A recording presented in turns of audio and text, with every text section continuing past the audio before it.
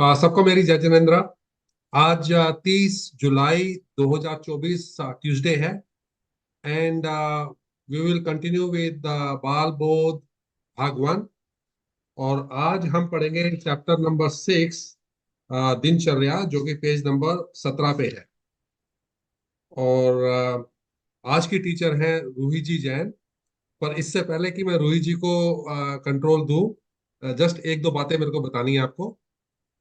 तो एक तो जो लोग भी वीडियो पे नहीं है, please come on the video, तो उससे थोड़ा आसान हो जाता है।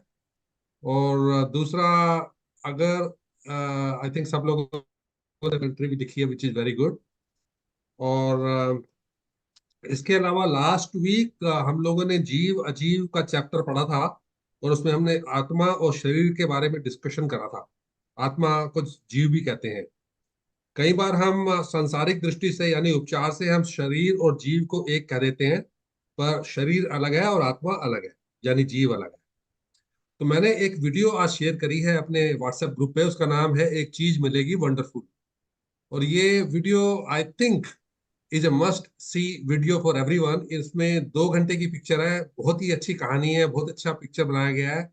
और उसके अंदर सारा जो है भूमिका आत्मा तक लाके कैसे आदमी जीव जो है सुख ढूंढता है, और सुख मतलब आत्मा का पहचान करके उसको अतीन्द्रिय सुख मिल सकता है, वो सब बताया गया है। तो मैं आपको सबको बोलूंगा कि वो जब भी आपको टाइम लगे आप जरूर देखिए। और without any more ado, let me hand over to Ruhiji. So, Ruhiji, over to you. Thank you Sunil ji. जय जिनेन्द्र सभी को। जय जिनेन्द्र। अपन आज की क्लास शुरू करते हैं जिनवाणी स्तुति से। तो प्लीज जिनवाणी स्तुति बोलेंगे। निज निधि निज में बताई, यह अनंत उपकार है। इसके लिए जिनवाणी माँ को वंदना 7 बार है। वंदना 7 बार है। चलिए, एज यूजुअल हम अपनी क्लास को स्टार्ट करेंगे लास्ट क्लास की टॉपिक का रिवीजन से, है ना। तो लास्ट क्लास में हमने क्या पढ़ा था? जीव और अजीव। ठीक है, तो उसी का रिवीजन करते हैं। मैं कुछ क्वेश्चंस पूछूंगी। जो घूमता है, चलता है, बोलता है, खाता है, पीता है, जो जलाता है, काटता, जो कटता नहीं है, गीला नहीं होता, वह जीव है। क्या ये डेफिनेशन सही है या नहीं? श्रुति जी आप बताइए, ये डेफिनेशन सही है? नहीं, ये सही नहीं है। सही नहीं है। अच्छा ठीक है, तो भव्य जी आप बताइए ये सही क्यों नहीं है? देखिए डेफिनेशन में क्या था, समझ में आया क्वेश्चन आपको भव्य जी? एक बार फिर से बोलिए फिर रोहित से जी। बोलते हो ना। हमने लास्ट क्लास में जीव अजीव की डेफिनेशन पढ़ी थी, ठीक है। तो उस डेफिनेशन मतलब उसके आधार पे मैं अब यहाँ पे एक डेफिनेशन बोल रही हूँ। जो घूमता है, चलता है, बोलता है, खाता भी है, पीता भी है, जो जलाता, जो जलता नहीं है, उसको कोई मतलब जला नहीं सकता, उसको कोई काट नहीं सकता, वो गीला नहीं हो सकता, वह जीव है। ये डेफिनेशन सही? श्रुति जी ने तो बोल दिया सही नहीं है, अब आप बताइए। सही है। जीव वो है जो मैंने जानता, डेफिनेशन की बात कही है मैंने। हाँ यस हाँ, बोलिए, सॉरी। हाँ जो जो जीव वो है जो ज्ञाता है, जो ज्ञान करता है, देखता है, सुख दुख का अनुभव करता है। तो हाँ घूमने, मैं कंफ्यूज थोड़ा इसलिए हो रहा हूँ हाँ रोहित हाँ जी, हाँ क्योंकि जीव एक जगह से दूसरी जगह जाता है। जब जब एक जगह पे उसका मरण हो जाता है तो वो दूसरी जगह पे, अगर वो संसार में रहता है तो दूसरी जगह पे जाता है। तो वो ट्रैवल करता है। इस वजह से मैं बस वो उस वर्ड्स को लेके ना थोड़ा सा कंफ्यूज हो गया। कंफ्यूज हो रहे हैं। नहीं, आप उस जीव को उससे कंफ्यूज मत करिए। जीव से आप करिए पेड़ है। पेड़ हम्म जीव है या जीव? पेड़ जीव है। घूमता है वो, नहीं। तो फिर ये डेफिनेशन एकदम परफेक्ट नहीं हुई ना, हाँ, करेक्ट। है ना? करेक्ट। ये डेफिनेशन परफेक्ट नहीं, हाँ, डेफिनेशन डेफिनेशन पॉइंट ऑफ की व्यू से बात कर रहे हैं, अग्री। हम डेफिनेशन की बात कर रहे हैं, ठीक है। और डेफिनेशन में कभी नहीं नहीं नहीं आता। अब इसमें क्या आया, काटता नहीं है, गीला नहीं होता, अरे बाबा ना ना तो है, पर है क्या? तो डेफिनेशन में मोस्टली क्या, हमेशा डेफिनेशन में क्या होता है, एग्जैक्ट चीज बताते हैं। तो हम बोलेंगे कि ये डेफिनेशन नहीं है, नहीं है, हाँ, नहीं है, राइट, है ना, डेफिनेशन क्योंकि नहीं ये है। डेफिनेशन नहीं हुई। अगर जैसे हम बोलते हैं कि 2 और 2 4 क्या है, तो किसी ने बोला 6 नहीं है, 8 नहीं है, 10 नहीं है। अरे भाई 2 और 2 4 क्या है, हमको ये पता करना है ना, तो इसलिए ये डेफिनेशन सही नहीं है। नहीं है। तो हमारी सही डेफिनेशन कौन बताएगा? रूपल जी आप बताएंगे, जीव की डेफिनेशन। आप शायद म्यूट पे हैं।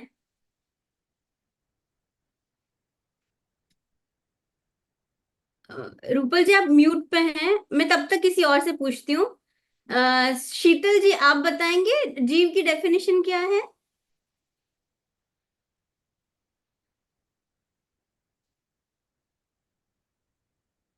अ, प्रिया जी आप बताएंगे डेफिनेशन क्या है? जो जानता है, जिसमें ज्ञान है, जो सुख दुख का अनुभव करता है, वही जीव। बिल्कुल सही, बिल्कुल सही।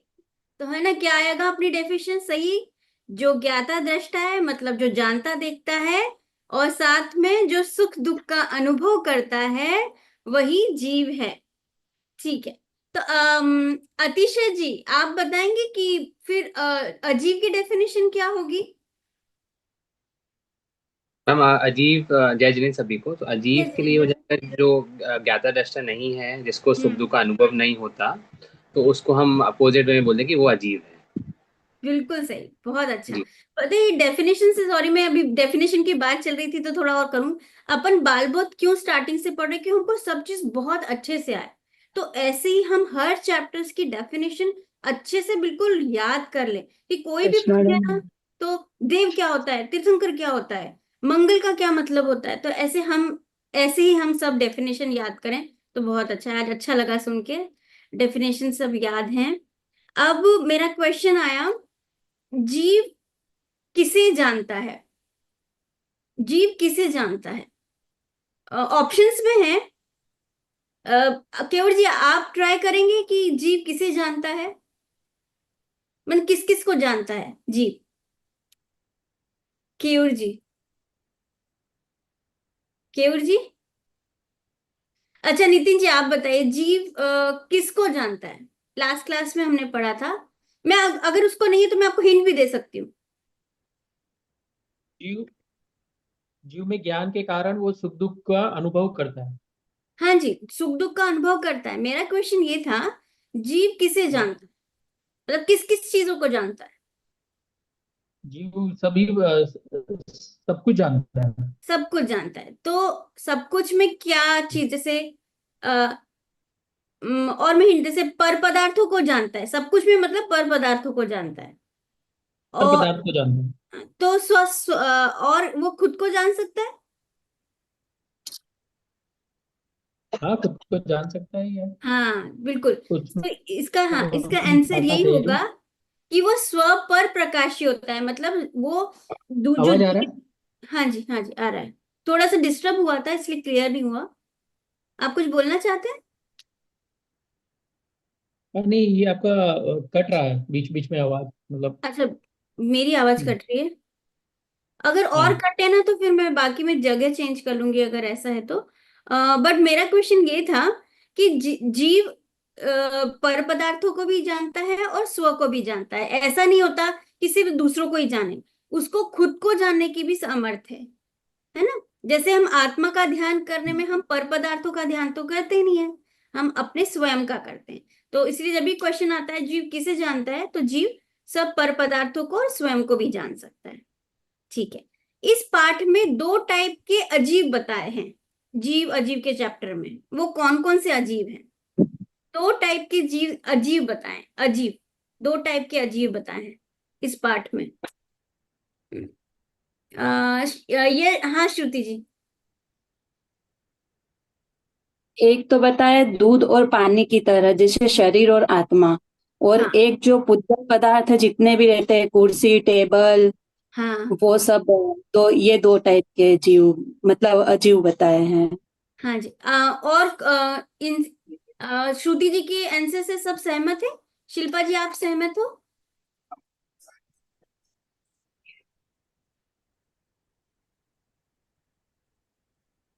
शिल्पा जी मुंबई।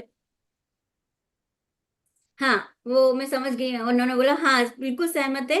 क्योंकि देखिए दो टाइप के जीव हो गए, मतलब जीव बताया इस चैप्टर में। पहला बताया कि जो शरीर जो आत्मा से एक क्षेत्र में संबंध नहीं रखता है, जैसे जैसे दूध और पानी का इन्होंने एग्जाम्पल दिया, वो क्या एक ही जगह, अगर हम दूध और पानी एक जगह मिले हुए हैं, वैसे ही आत्मा और शरीर अलग, मतलब आत्मा और वो जो दूसरा है वो अलग है। जैसे कुर्सी टेबल वो उसके क्षेत्र से अलग है, और दूसरा वाला जो क्लोज रिलेशनशिप वाला है, जैसे शरीर शरीर और आत्मा का एक एक क्षेत्रागमन संबंध है, मतलब वो एक ही क्षेत्र में दोनों है। ठीक है, तो यानी कि पर है दोनों अजीब ही, शरीर भी अजीब है और बाकी चीजें भी अजीब है। ठीक है, बहुत अच्छे। इसमें किसी को कुछ क्वेश्चंस हो, कुछ डाउट हो तो प्लीज पूछ लीजिएगा, है ना? ये रोहित जी, दो स्टूडेंट्स और हैं जिनको हम हर बार भूल जाते हैं। एक तो है सुरभि जी, जो नितिन जी के साथ बैठी हैं, तो हाँ मेरी उनसे आज बात हुई थी। और अच्छा, दूसरा कुंजल जी, जो कयूर जी के साथ बैठी हैं। तो बिल्कुल। आज उन तो आज तो बस ये फोकस यही दोनों रहेंगे। बस इतने दिनों की कसर निकालनी है। ठीक है। मैं जरूर जरूर, थैंक यू सुनील जी। कुंजल थोड़ा लेट चल रही है, अभी आ रही है। अच्छा हम्म। ठीक है, कोई बात हम्म। नहीं, हम उनका भी ध्यान रख लेंगे। हम इस चैप्टर में अब उनको पूछेंगे। नेक्स्ट क्वेश्चन है मेरा, जीव के कितने पर्यायवाची नाम हैं? पिक्सेल जो लिखा हुआ है वो बताएंगे? पिक्सेल, उसमें नाम चेंज कर दे तो बहुत अच्छा है। प्रिया जी आप बताइए। ज्योति जी। चैतन्य, प्राणी, हाँ चैतन्य, प्राणी, यस बहुत अच्छे। अजीब, और भी बताए थे कुछ, हाँ प्राण, ऐसे बताए थे, जंतु। हाँ, तो देखिए बिल्कुल सही आपने आंसर दिया है। जीव के पर्यायवाची, जैसे आत्मा को भी जीव बोलते हैं, मतलब आत्मा जीव ये सब हम एक कह सकते हैं। पर जीव को क्या है, देखा जाए तो ब्रॉडर टर्म में भी बोला जाता है, यानी कि दोनों का गुण, आत्मा या जीव या चेतन, ये सब गुण से तो सब सेम है। जो आत्मा है उसका भी ज्ञान दर्शन गुण है, अपने जीव है उसका भी ज्ञान दर्शन गुण है, ये दोनों का अलग नहीं है।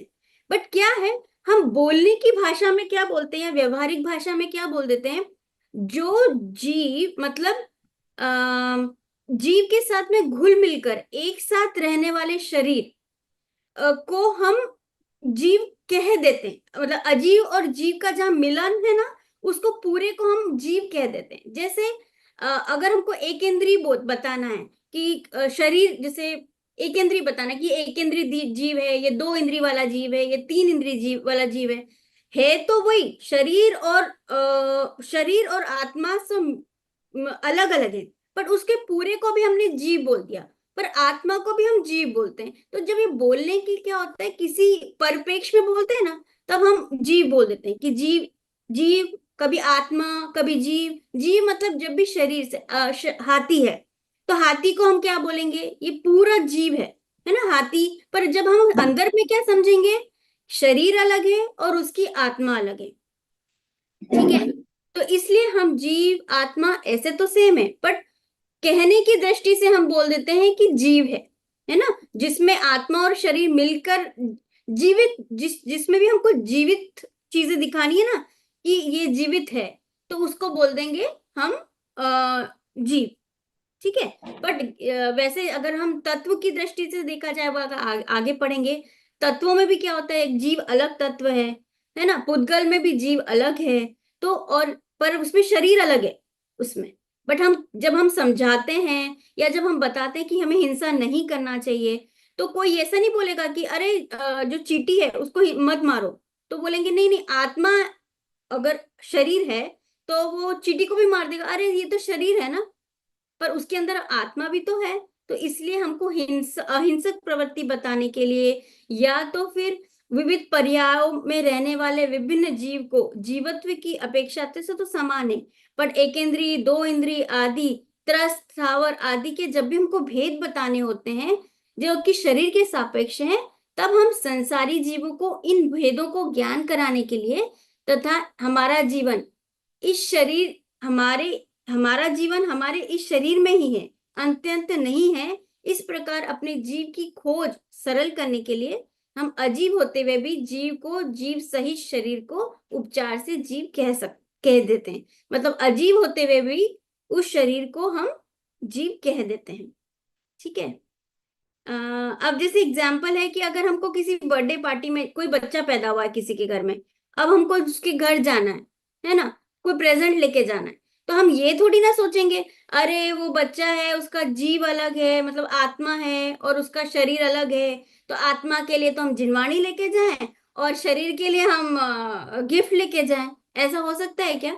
नहीं ना। तो व्यवहार की दृष्टि से हम बोलते हैं, पूरे को बोल देते हैं जीव, है ना। पर मान्यता में हमेशा मानना आत्मा अलग है और शरीर अजीब है, मतलब आत्मा जीव है और शरीर अजीब है ना।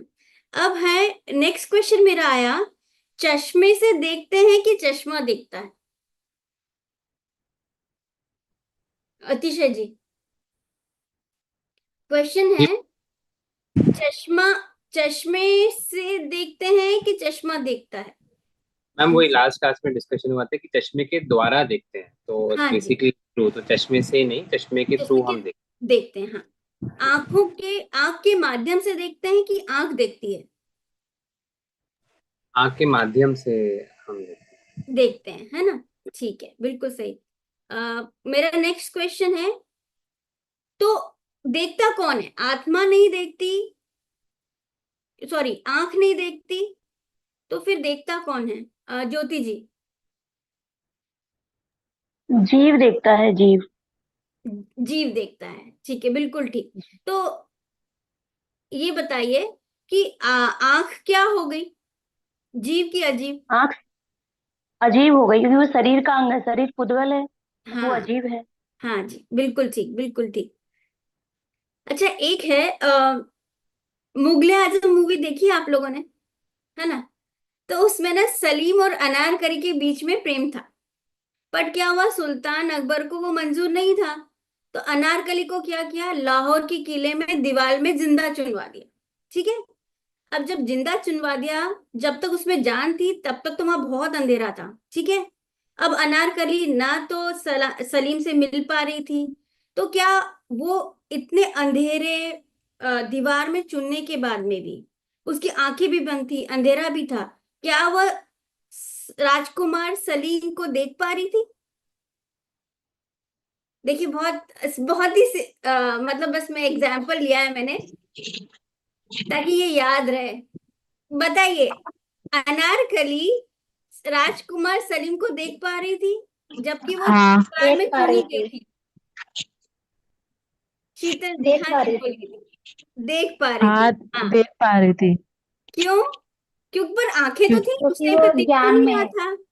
हाँ, ज्ञान में क्योंकि है उसके, ज्ञान का था, ज्ञान।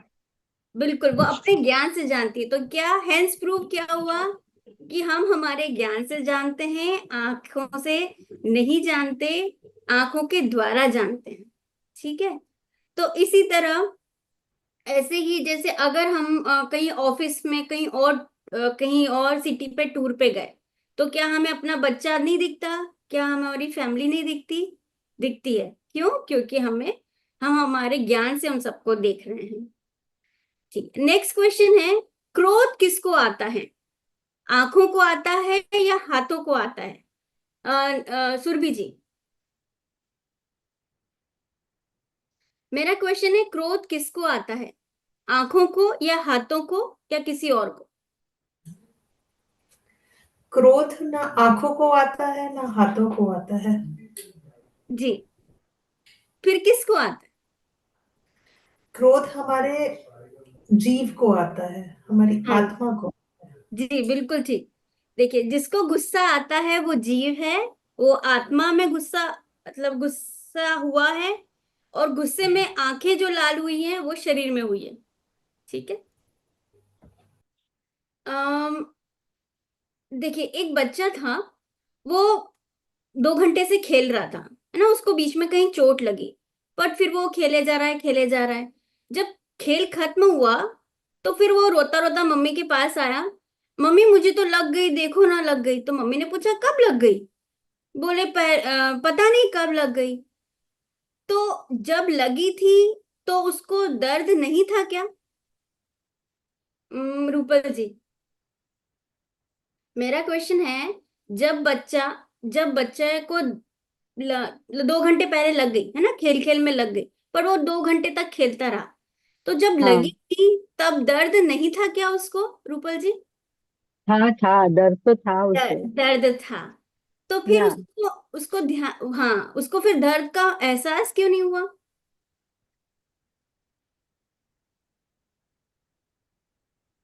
पता नहीं। शिल्पा जी आप बताइए। कि उसका उपयोग खेल में लगा हुआ था, तब दर्द की तरफ ध्यान नहीं था उसका। ध्यान ही नहीं था, इसका मतलब, हाँ बिल्कुल सही। तो क्योंकि उसका ध्यान नहीं था, ऐसा नहीं था कि दर्द नहीं था। चोट का ज्ञान होने के बाद ही, जब मुझे चोट लगी, दो चीज हुई। पहली बात, पहले उपयोग नहीं था तो उसका ज्ञान भी नहीं हो रहा था, मतलब उपयोग नहीं गया तो उसको दिमाग में भी नहीं आया कि मुझे चोट लग गई। और चोट लग गई तो, और चोट लगी वो कारण नहीं है, मुझे चोट लग गई ये तकलीफ का कारण है। ठीक है, दो चीज हुई इसमें, पहले चोट का ज्ञान हुआ, है ना, और फिर चोट मुझे लग गई, वो हमारी तकलीफ का कारण हुआ।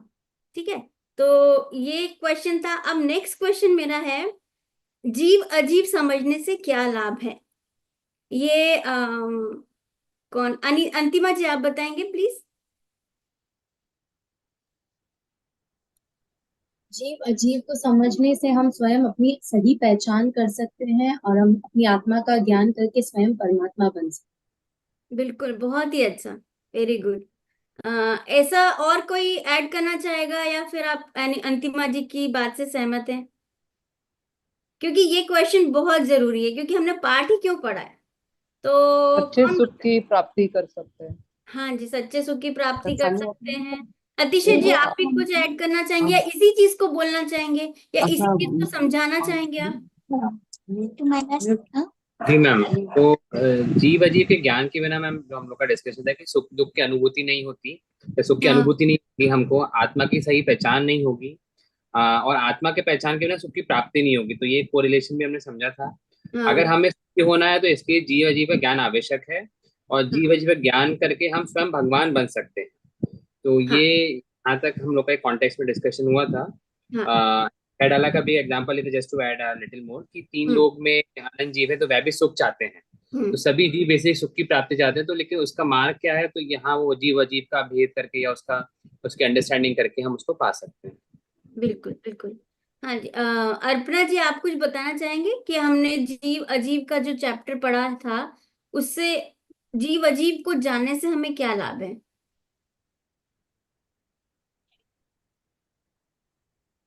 अ, आप म्यूट पे हैं। इसको जाने बिना आत्मा की सच्ची पहचान नहीं हो सकती, और आत्मा की पहचान बिना सच्चा सुख नहीं मिल सकता। हमें सुखी होना है तो इसलिए इनका ध्यान करना आवश्यक है। हाँ जीव अजीव का ध्यान कर हम स्वयं भगवान बन सकते हैं। हाँ बिल्कुल ठीक।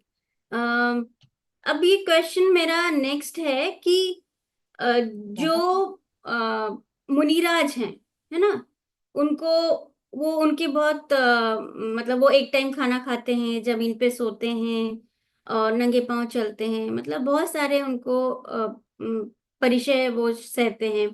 साथ ही उनके पास बहुत सारे उपसर्ग आते हैं, जैसे एक मुनिराज को अ, सिगड़ी, गरम सिगड़ी उनके सर पर रख दी गई जबकि वो ध्यान की मुद्रा में थे। तब उनके पास ऐसा कौन सा मंत्र था, इन्हें ऐसा क्या चीज थी जादू की छड़ी की उनको वो चीज पता नहीं चला, ऐसा क्या मंत्र था? केवट जी। वो वही एक मिनट। वही वो भेद विज्ञान मतलब जानते थे, वो शरीर को अजीब ही जानते थे। इसके लिए हाँ उनको मतलब कोई मंत्र नहीं, मतलब वो उनमें ममत्व बुद्धि नहीं थी हाँ जी, जीव के प्रति, जी बिल्कुल। शरीर के प्रति। हाँ बिल्कुल ठीक। हम्म। मतलब वही मंत्र है कि मैं जीव हूं और ये शरीर अजीब है, यही एक मूल मंत्र है। मतलब अब अपन ने जो लास्ट अभी चैप्टर पढ़ा वो बहुत लगने के लिए बिल्कुल बहुत ही सरल, ऐसा लगता है इसमें क्या है, बट ये समय सार तक हमारे पास यही टॉपिक है। अगर हमने ये समझ लिया तो हमारा बिल्कुल मोक्ष मार्ग स्टार्ट हो गया, है ना। तो आज बहुत अच्छा लगा, सबने बहुत अच्छे से समझा रियली। और अब हम हमारे नेक्स्ट चैप्टर की तरफ चलते हैं। वो चैप्टर का नाम है अ, दिनचर्या। चैप्टर नंबर 6 दिनचर्या। ठीक है। अब चर्या का मतलब है आचरण। तो यानी कि जो पूरे दिन भर का आचरण है या डेली रूटीन है, जो हम दिन से देखकर रात तक हम क्या क्या करते हैं, वो आज हम इस चैप्टर में पढ़ेंगे। बट आई थिंक मेरे को ऐसा लगेगा कि यार सभी सोचेंगे कि दिनचर्या क्यों पढ़ना है।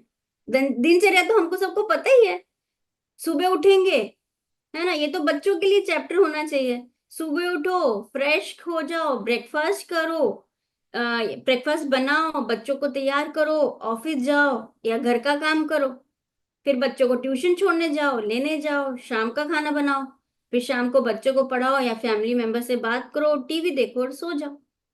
तो ये तो हमारी दिनचर्या सबको पता है। बट फिर एक क्वेश्चन आता है कि क्या यह दिनचर्या व्यवस्थित है? क्या यह दिनचर्या व्यवस्थित है जो मैंने अभी बोली? अभी हमको सिर्फ अपने मन में एनालाइज करना है कि दिनचर्या है जो, वो पहली चीज हमें ये सोचना है कि व्यवस्थित है कि नहीं। व्यवस्थित मतलब पूरे हर चीजें टाइम पे हो रही हैं कि नहीं। ठीक है। अगर आपको ऐसा लगता है कि हाँ ये टाइम पे हो रही है, कि हमें पता है कि सुबह कब उठना है, रात को कब सोना है, हमें कब खाना है ना, यानी हमने पूरी तरह से उसको प्रॉपर विभाग कर लिए उसके। अगर ऐसा लगता है कि हम तो भैया सुबह उठ जाते हैं, एक्सरसाइज करते हैं, फिर उसके बाद में हम ऑफिस के लिए रेडी होते हैं, सही समय पे ब्रेकफास्ट भी करते हैं, अगर आपको ऐसा लगता है तो फिर एक क्वेश्चन आता है, क्या उसमें स्वाध्याय, जिनवाणी, देवदर्शन है उस दिनचर्या में?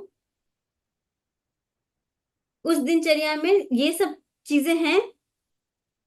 अगर नहीं है तो ये जो चैप्टर है ना वो इसीलिए हम पढ़ रहे हैं कि हमें अपनी डेली रूटीन को व्यवस्थित बनाना है ना। और उस और इस दिनचर्या के पाठ के माध्यम से हमें हमारा लाइफस्टाइल जो हमारे आगम या जिनवाणी के अनुसार कैसा होना चाहिए, हम ये पढ़ेंगे। उसके अनुसार ही हमारा शारीरिक स्वास्थ्य के साथ साथ में हमारा आत्मिक स्वास्थ्य कैसा होगा, ये भी इस दिनचर्या के पाठ में बताएंगे। इसलिए ये पाठ पढ़ना बहुत बहुत जरूरी है ना। पंडित आशाधर जी द्वारा रचित 2 ग्रंथ हैं। पहला है अनगार धर्मामृत। ठीक है। उसमें क्या, जो मुनिराज के जीवन के बारे में ये वाला स्वाध्याय मतलब पूरी जिनवाणी लिखी है। और दूसरा उनका बहुत फेमस ग्रंथ है सागार धर्मामृत, जिसमें गृहस्थ और श्रावक के जीवन के बारे में बात की गई है। तो इस ग्रंथ का जो 6th चैप्टर है वो पूरा दिनचर्या पे लिखा गया है। तो इसलिए ये जो दिनचर्या वाला चैप्टर है ना, सिर्फ बच्चों के लिए नहीं है, हम लोगों के लिए भी है। यानी एक एक चैप्टर बड़े बड़े चैप्टर्स है ना इस दिनचर्या पे निकलते हैं, इसलिए बहुत इंपॉर्टेंट है। तो अब इसकी डेफिनेशन क्या हुई, आप लोग नोट कर लीजिए। सुबह उठने से लेकर रात में सोने तक जिन कार्यों को नियमित समय पर करने से हमारा जीवन स्वस्थ, निराकुल, सुखी और निश्चिंत रह सके, उसे ये दिनचर्या कहते हैं। ठीक है, फिर से मैं बोलती हूँ। देखिए, दिन दिन के लिए आ गया है सुबह से लेकर रात में सोने तक, मतलब ये पूरा दिन हो गया। जिन कार्यों को नियमित समय पर, यानी यहाँ डिसिप्लिन आ गया, जिन कार्यों को नियमित समय पर करने से हमारा जीवन स्वस्थ, निराकुल और निश्चिंत रह सकेगा, उसे हम दिनचर्या कहते हैं, है ना। अब चलिए हम पाठ पढ़ते हैं। हम उसे विषय पे थोड़ी और चर्चा करेंगे, दिनचर्या क्या होनी चाहिए, दिनचर्या कैसे बनाई जाती है, और ऐसी दिनचर्या से हमें क्या क्या लाभ हैं। कौन पढ़ेगा? क्या नाम है? केयूर भैया, कुंजल आ गई? आ गई। कुंजल और वो है ना अंदर, उसका अलग सुर वीडियो। सुरभि जी, आप दोनों पढ़ेंगे दिनचर्या? कुंजल और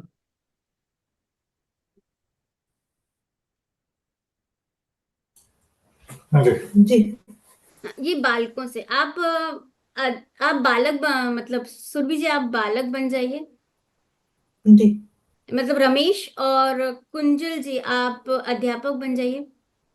ओके, जय जिनेन्द्र। हाँ, I'll try. ओके, स्टार्ट करूँ ना मैं? हाँ। ओके, बालकों, आज हम तुम्हारे नाखून और दांत देखेंगे। अच्छा बोलो रमेश, तुम कितने दिनों से नहीं नहाए? जी, मैं तो रोज नहाता हूँ। प्रतिदिन नहाने वाले के हाथ पैर इतने गंदे नहीं होते हैं। हो सकता है तुम रोज नहाते हो, पर 2 लोटे पानी सिर पर डाल लेना ही नहाना नहीं है। हमें अच्छी तरह मल मल कर नहाना चाहिए। इसी प्रकार हमें अपने दांत साफ करने के लिए प्रतिदिन प्रातःकाल मंजन भी करना चाहिए। जो बच्चे मंजन नहीं करते हैं, उनके मुंह से बदबू आती रहती है। उनके दांत कमजोर हो जाते हैं और गिर जाते हैं। गुरुजी, मैं तो शाम को नहाता हूँ। बस अभी इतना काफी है। ये पूरा पढ़ के किस किस को बचपन के दिन याद आ गए? मुझे तो बचपन के दिन आ गए, क्योंकि हमारे स्कूल्स में तो ना, स्कूल में ये तो था, नेल्स काट के आना है, बॉयज जो होंगे वो बिल्कुल उनके बाल बॉय मतलब अच्छे से कटे हुए होंगे। आ, हम लोग तो चोटी बना के हमको चोटी बना के आने के लिए बोलते थे। तो इस तरह से स्कूल में हमें बहुत रिस्ट्रिक्शंस थे और पनिशमेंट भी मिलती थी। तो शायद आप लोगों की भी यही होता होगा कि ऐसे ही आना चाहिए। तो ये सब हमारा है कि हमें अपने आप को, शरीर को हम कैसे स्वस्थ रख रहे हैं, है ना। इसमें एक नहाने की भी बात कही है, तो बोले रोज नहाना चाहिए। तो बस ये ठंड के दिनों में ही ऐसा होता था कि सब लोग बोलते थे यार नहीं नहाएंगे, बट और बहुत सारे जोक्स भी हम सुनते थे उस टाइम पे जब ठंड के दिन होते थे। तो इस तरह से ये तो हमारा हुआ कि हमें सुबह हमारे ब्रश मतलब नाखून अच्छे से कटे होना चाहिए, से बाल अच्छे से होने चाहिए, हमारे साफ नहाना चाहिए। तो ये सब तो हमारा डेली रूटीन की जो हम हमारे शरीर को कैसे स्वस्थ रखते हैं, है ना। अब यहाँ पे बोला कि अब आगे पढ़ते हैं, सॉरी, अध्यापक नहीं। हाँ, सॉरी। नहीं, हमें प्रत्येक काम समय पर करना चाहिए, तभी ठीक रहता है। हमें प्रतिदिन की दिनचर्या बना लेनी चाहिए और फिर उसके अनुसार अपना दैनिक कार्य निपटाना निपटना चाहिए। हाँ, बस एक बार। तो अब इसमें देखिए कि यहाँ पे हमने नाखून और दांत वाली बात आ गई है, रोज नहाने की बात आ गई है। अब इसमें बोला कि 2 लोटे पानी सिर पर डाल लेना ही नहीं नहाना है, यानी अच्छी तरह से मल मल के नहाना चाहिए। तो इसका मतलब 2 लोटे यानी कि ऐसा भी नहीं होना चाहिए कि बस गए और फटाफट नहा लिए, कि ताकि हम अच्छे से तरह से साफ भी नहीं हो पाए हमें। और ऐसा भी नहीं करना चाहिए कि हम बाल्टी पे बाल्टी पानी डालते जा रहे हैं और सफाई नहीं कर रहे हैं। तो इसलिए इसका मतलब है कि हमें ना तो पानी को वेस्ट करना चाहिए, हमें पानी का इफेक्टिव यूसेज करना चाहिए। इवन ब्रश करने में, हाथ धोने में, बर्तन धोने में, जब हम नल को कितना फोर्स से हम चला लेते हैं, तो हमें ऐसा नहीं करना चाहिए। हमें जितना पानी, जितना फोर्स चाहिए उतना ही चलाना चाहिए। इस तरह से हमारी पानी की बचत होगी, क्योंकि बोलते ना जल ही जीवन है। तो अकेले पानी डालने से के नाम से ही नहाना नहीं होता, है ना। देश के कई कोनों में इतनी पानी की कमी है। इवन मुझे तो याद है कि हमारे यहाँ तो कभी कभी एक दिन छोड़कर एक दिन नल आता था पहले, और कभी कभी तो टैंकर से पानी आता था। तो सोचिए कि जहाँ पानी की इतनी कमी है और हम यहाँ पे वेस्ट कर रहे हैं, तो ये भी नहीं होना चाहिए। और हम आगे भी पढ़ेंगे कि जो पानी है वो जीव है, वो एकेंद्रीय जीव है। तो हम जितना पानी ढोलेंगे तो उतना ही हम जीव की हिंसा कर रहे हैं। सो इसलिए अहिंसा की दृष्टि से भी हमें पानी का इफेक्टिव तरीके से यूज करना चाहिए, उसका बिल्कुल भी दुरुपयोग नहीं करना चाहिए। ठीक है, अब यहाँ पे ना दांत की गंदगी की बात भी आई है। तो जैसे हम सबको ही पता है और कोई कि दांत में हमें ब्रश प्रॉपरली करना चाहिए, क्योंकि अगर दांत गंदे रहेंगे तो वो सड़ने के चांसेस हैं। तो इसलिए कहते हैं कि पेस्ट भी नहीं को, पहले जमाने में तो नीम के पेड़ के जो दातून आते थे ना, और हम नमक और हल्दी से ही किया जाता था।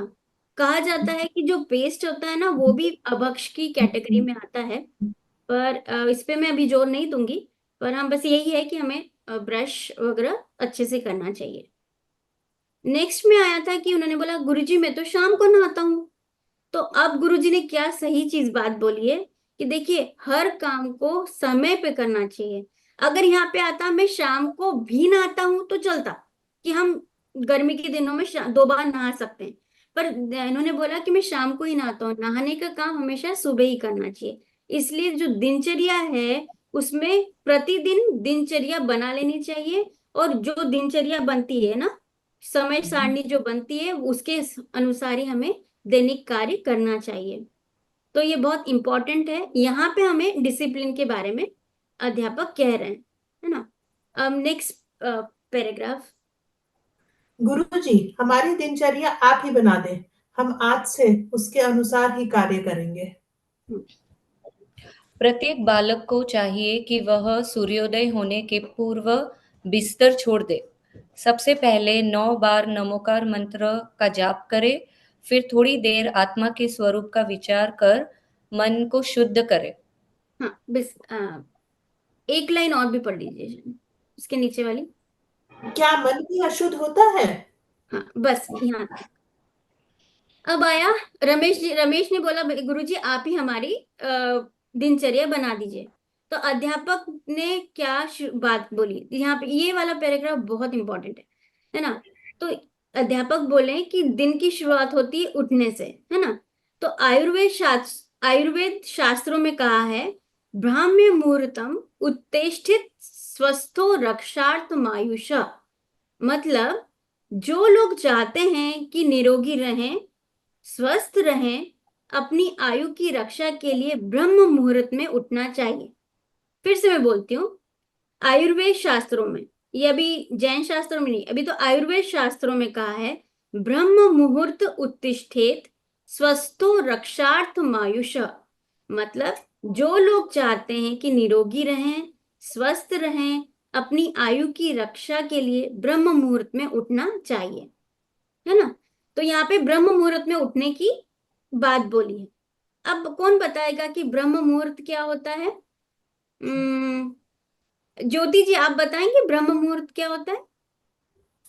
ब्रह्म मुहूर्त मतलब ये कहते हैं कि 4 बजे उठना चाहिए, हाँ ये भी सुबह है। से पहले से। जी बिल्कुल। कौन बताएगा?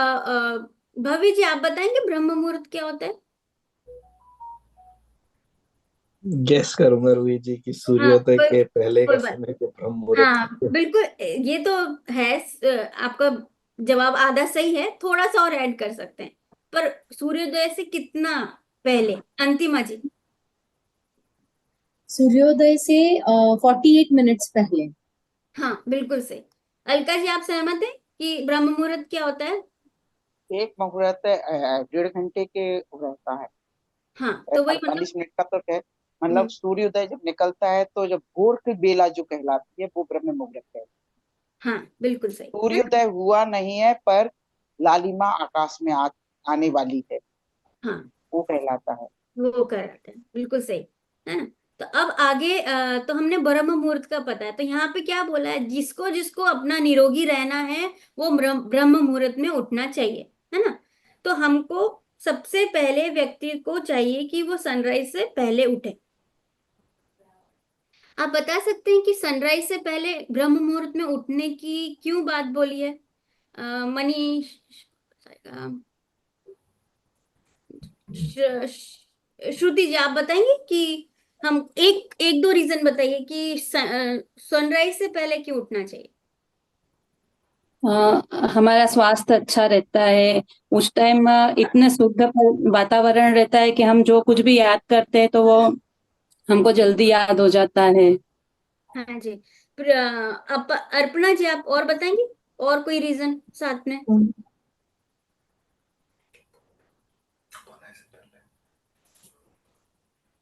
हाँ कोई बात नहीं, एक आध भी बता दीजिए कि हमें सुबह जल्दी क्यों उठना चाहिए।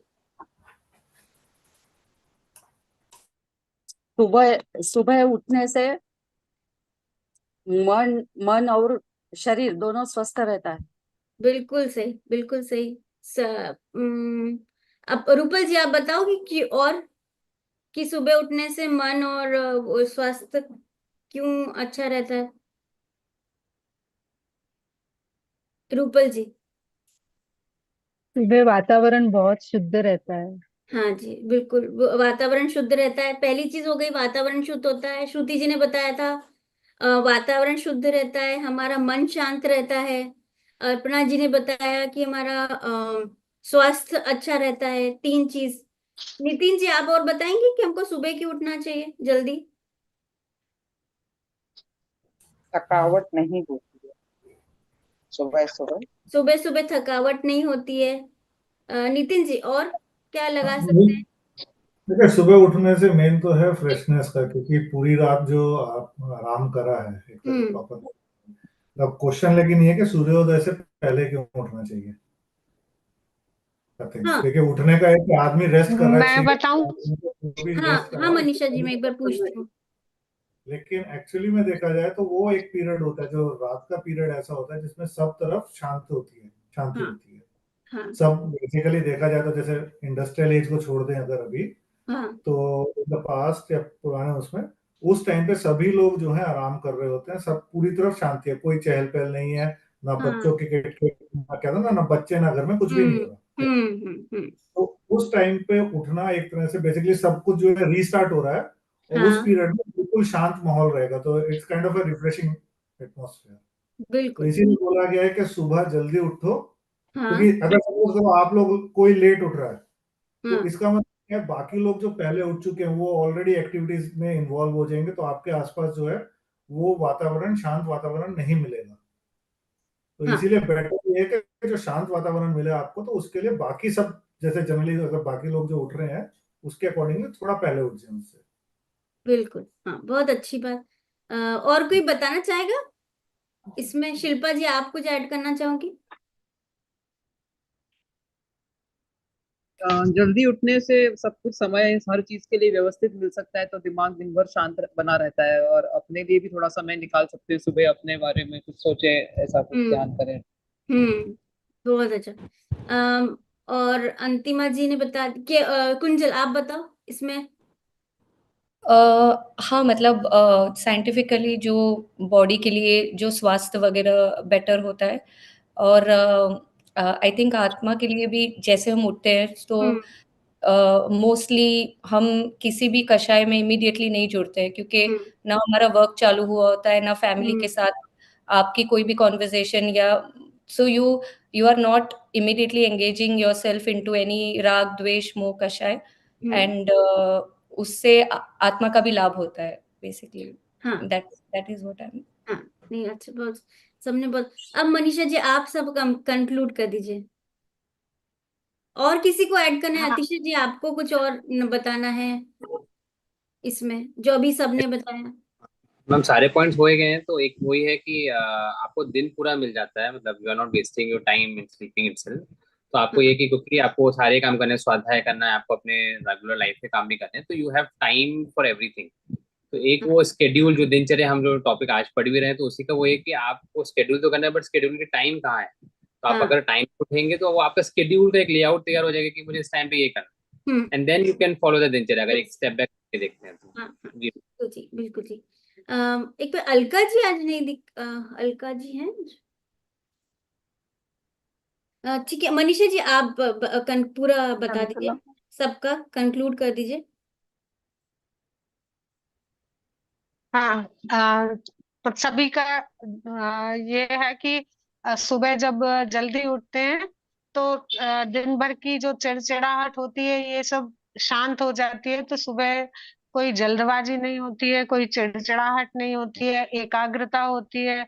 मौसम भी हेल्दी होता है, मतलब सारा वातावरण स्वच्छ होता है, शांत होता है, और मन भी अच्छा लगता है। चिंतन मनन में ये हेल्प भी करता है। और जो नितिन जी ने बहुत अच्छा बताया कि घर में भी सभी शांति है, कोई सो नहीं रहा है, शोर नहीं है किसी भी प्रकार का। ये सारी चीजें हैं। हाँ, बिल्कुल ठीक। तो हमने अब ये सब कर, हमको कितने सारे पॉइंट्स मिल गए कि हमको सुबह उठना, सुबह सूर्योदय से पहले उठना चाहिए, क्योंकि हमारे पास टोटल मिला के 24 आवर्स ही है, और हम सभी इतने मतलब सब है हमारे पास, पूरा दिन के हर दिन में कुछ न कुछ काम से हम बंधे हुए रहते हैं। तो अगर हमको हमारा टाइम निकालना है, मी टाइम निकालना है, तो किस टाइम पे जाएगा? सुबह का टाइम जाएगा, है ना। रात का टाइम भी जा सकता है, बट रात में क्या होता है, आप बहुत टायर्ड हो जाते हो, और सुबह जल्दी जो इफेक्ट होता है वो बहुत अच्छा होता है, कम समय में ज्यादा काम हो जाता है हमारी, क्योंकि हम पूरा रिबूट हो जाते हैं, जैसे बताया, नया हम फ्रेश स्टार्ट करते हैं सुबह उठ के। और हमारे पास जितने भी जो कषाय पिछले या फिर नेगेटिविटी थी, या जो कषाय हो रही थी, वो एक बार सोने के बाद में जब हम सुबह उठते हैं तो उसकी इंटेंसिटी कम हो जाती है ना। तो इसके लिए हमें सुबह उठना, इवन सूर्योदय से पहले उठना चाहिए, उल्टी क्यों लगा रही है, ऐसे लगाना है ना। तो देखिए और पॉल्यूशन भी बहुत कम होता है, जैसे सबने बताया, फ्रेश होता है। क्यों? क्योंकि कारखाने भी, फैक्ट्री बंद रहती है, फैक्ट्री से धुआं निकलता है, यातायात बंद रहता है, कोई गाड़ी वाड़ी नहीं चलती, तो हमारे पास पूरा वातावरण फ्रेश रहता है, यानी कि पर्यावरण में प्रदूषण कम होता है। तो अगर आप, तो इसलिए स्वास्थ्य के लिए की दृष्टि से भी वो बहुत अच्छा होता है ना। आकुलता नहीं रहती है, हमको याद भी जल्दी होता है। और जैसे नितिन जी ने भी बताया, घर का काम, ऑफिस के काम, वो तो उस टाइम पे रहता नहीं है, तो हमारे को कोई डिस्ट्रैक्ट करने वाला नहीं रहता, हमारा उपयोग हम जो काम कर रहे हैं उसी में लगेगा, है ना। और बहुत प्रोडक्टिव हो जाता है। और वो टाइम हमेशा प्लानिंग का टाइम भी होना चाहिए, कि हमको हमारा पूरे दिन का प्लान कर लेना चाहिए कि आज मुझे क्या क्या करने हैं, क्या काम करना है, ऑफिस में क्या काम करना है, घर का क्या काम करना है। तो इस तरह से पूरी प्लानिंग हो जाएगी। अगर हम लेट उठे, ठीक है, तो हमारे पास टाइम कम रहता है। लेट उठे तो हमारे पास जो काम करने का भी टाइम है, जैसे हमें बच्चों को स्कूल भेजना है, खाना बना के भेजना है, तो अगर हम लेट उठते हैं तो हमारे पास का टाइम कम है। तो जो हम 5 सब्जी, हमने क्या सोचा था, मैं आज बहुत अच्छे से वेजिटेबल्स डाल के, खूब सारी वेजिटेबल्स सुधार के, और बच्चों को बिल्कुल हेल्दी खाना दूंगी, टाइम कम है, लेट उठे, फटाफट 5 की जगह क्या, हम तो एक ही सब्जी डाल के फटाफट उनको बना के दे देते। तो इस तरह से हमारे पास जब जितना टाइम ज्यादा मिलता है तो हमारा काम भी बहुत सिस्टमेटिक तरीके से हो जाता है। तो इसके लिए हमेशा हमको सूर्योदय से पहले उठना चाहिए, क्योंकि हमारे पास दिन भी बड़ा हो जाता है, पूरा दिन मिल जाता है, और सब काम बहुत जल्दी जल्दी होने लगते हैं। तो जैसे बोलते हैं ना, 5 से 6 बजे उठे वो अगले भाव में देव गति का जीव है, 6 से 7 वाला जीव मनुष्य गति का, 7 से 8 वाला तिर्यंच गति का, और उसके बाद में उठने वाला तो अब आप ही सोच लो कि क्या बोलेगा। तो इसके लिए हमको आलस छोड़ना चाहिए, प्रमाद छोड़ना चाहिए।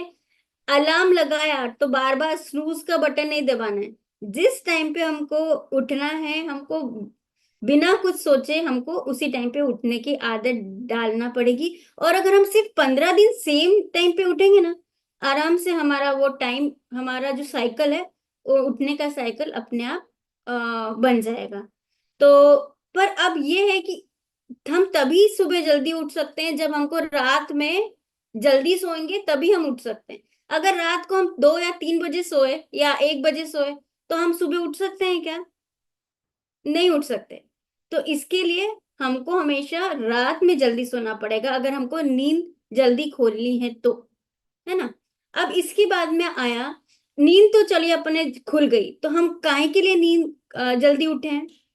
कि नींद जैसे ही खुली तो हमको क्या विचार आते हैं आजकल, अभी खाने में क्या बनाना है, बच्चों के लिए बच्चों को उठाना है, या फिर इसके बाद में वॉक पे जाना है। आप लोगों को मतलब किस किस को क्या क्या काम याद आते हैं जैसे ही सुबह उठते हैं? जैसे ही सुबह उठे अंतिमा जी, तो आपको क्या दिमाग में आता है? मेरा वर्कआउट का रूटीन है, मैं वो फॉलो करती हूँ। हाँ। एंड उस वक्त एयर में ट्रेमेंडस अमाउंट ऑफ ग्रेट ऑक्सीजन होती है, which is very necessary for मतलब पूरे दिन के काम के लिए बहुत जरूरी होती है।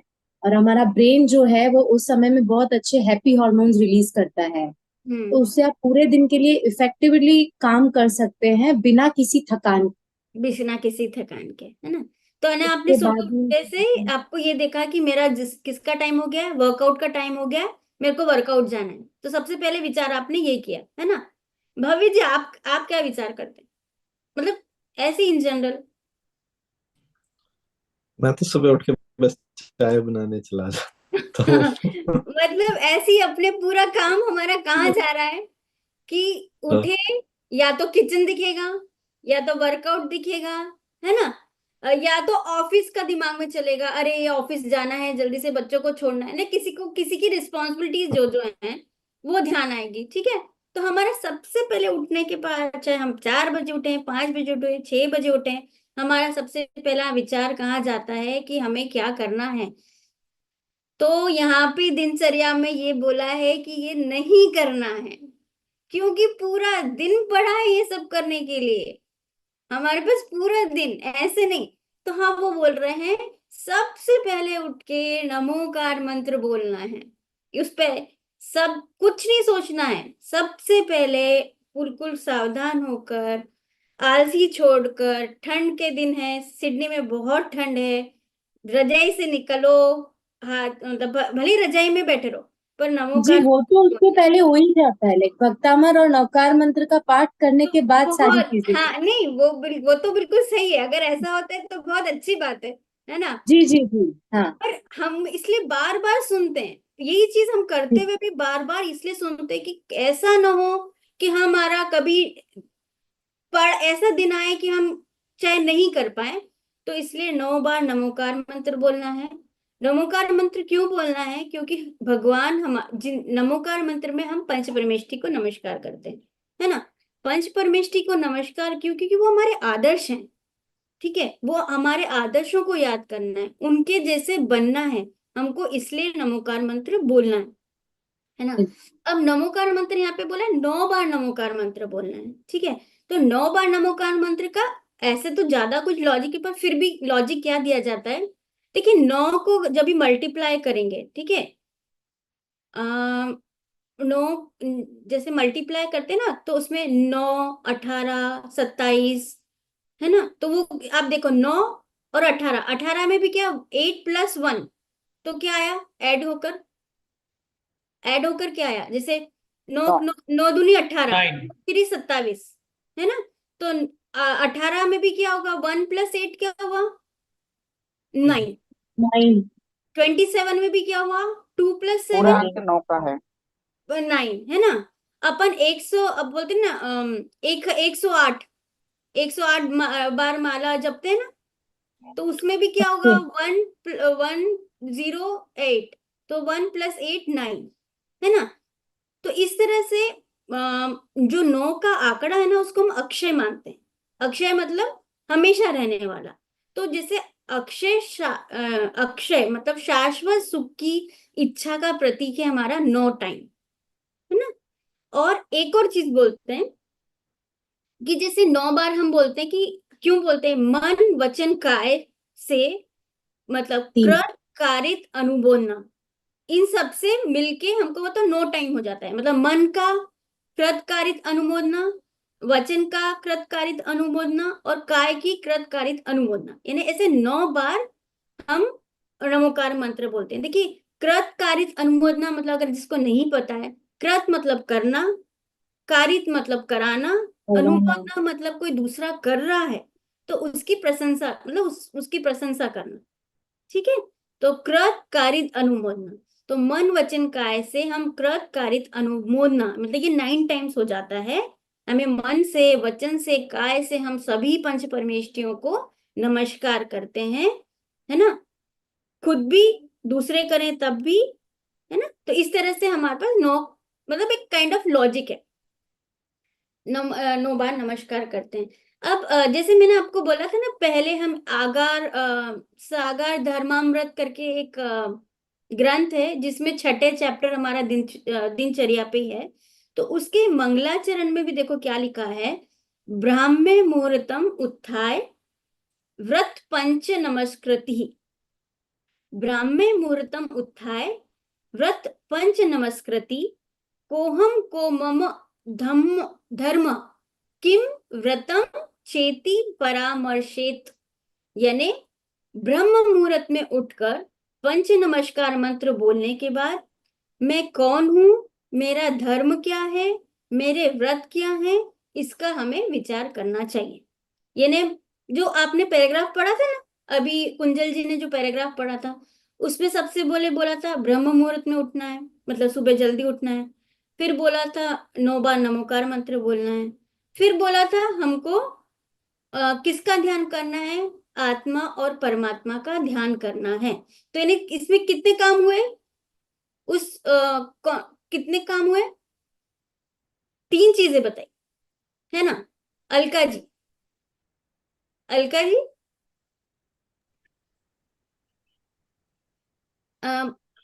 अभी वो जो पैराग्राफ पढ़ा था उसमें कितने चीजें बताई। सबसे पहले क्या करने का बोला, अभी हमने क्या डिस्कस किया।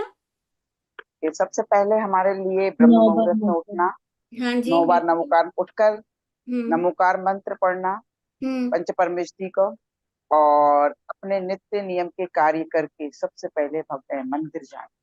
हाँ वो तो बाद, अभी इसमें नहीं बोला था, जो मैंने ये अभी पैराग्राफ पढ़ा था ना अभी, इसमें देखिए 3 बातें थी। प्रत्येक बालक को चाहिए, बालक की जगह हमें प्रत्येक व्यक्ति को चाहिए कि वह सूर्योदय होने से पूर्व बिस्तर छोड़ दे। सबसे पहले मतलब पहली चीज, पहले 9 बार नमोकार मंत्र का जाप करें। दूसरी चीज, तीसरी चीज, फिर थोड़ी देर आत्मा के स्वरूप का विचार कर मन को शुद्ध करें, है ना। तो इसलिए यहाँ पे भी क्या बोला, अपने मंगलाचरण में भी यही बोला, ब्राह्म मुहूर्त में उठकर पंच परमेष्ठी को बोलने के बाद मैं कौन हूं, मेरा धर्म क्या है, मेरे व्रत क्या है, इसका हमें विचार करना चाहिए, है ना।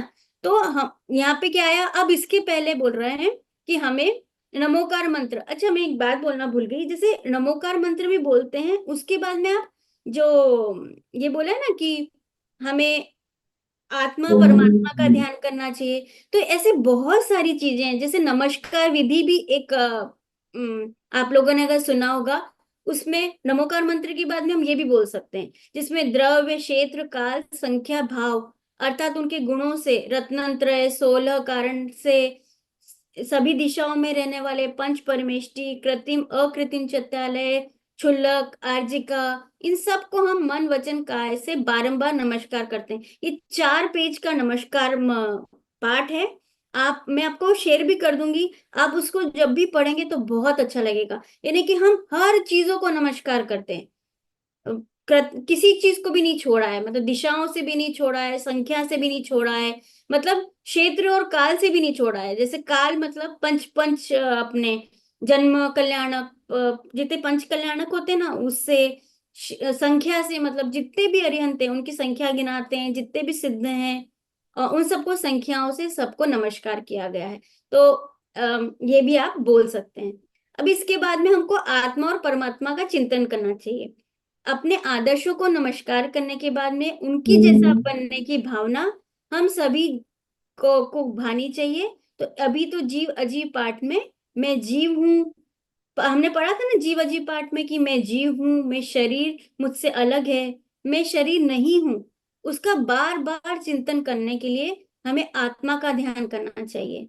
और क्यों ध्यान करना चाहिए, अरे मैं जो हूँ मैं उसके बारे में तो सोचूं। जैसे हमें पाठ में पढ़ा ना कि मैं जीव हूं, यानी मैं आत्मा हूं, तो पहले आत्मा के बारे में सोचो। तो हमें ऐसी भावना रहनी चाहिए कि मुझे परमात्मा जैसा बनना है।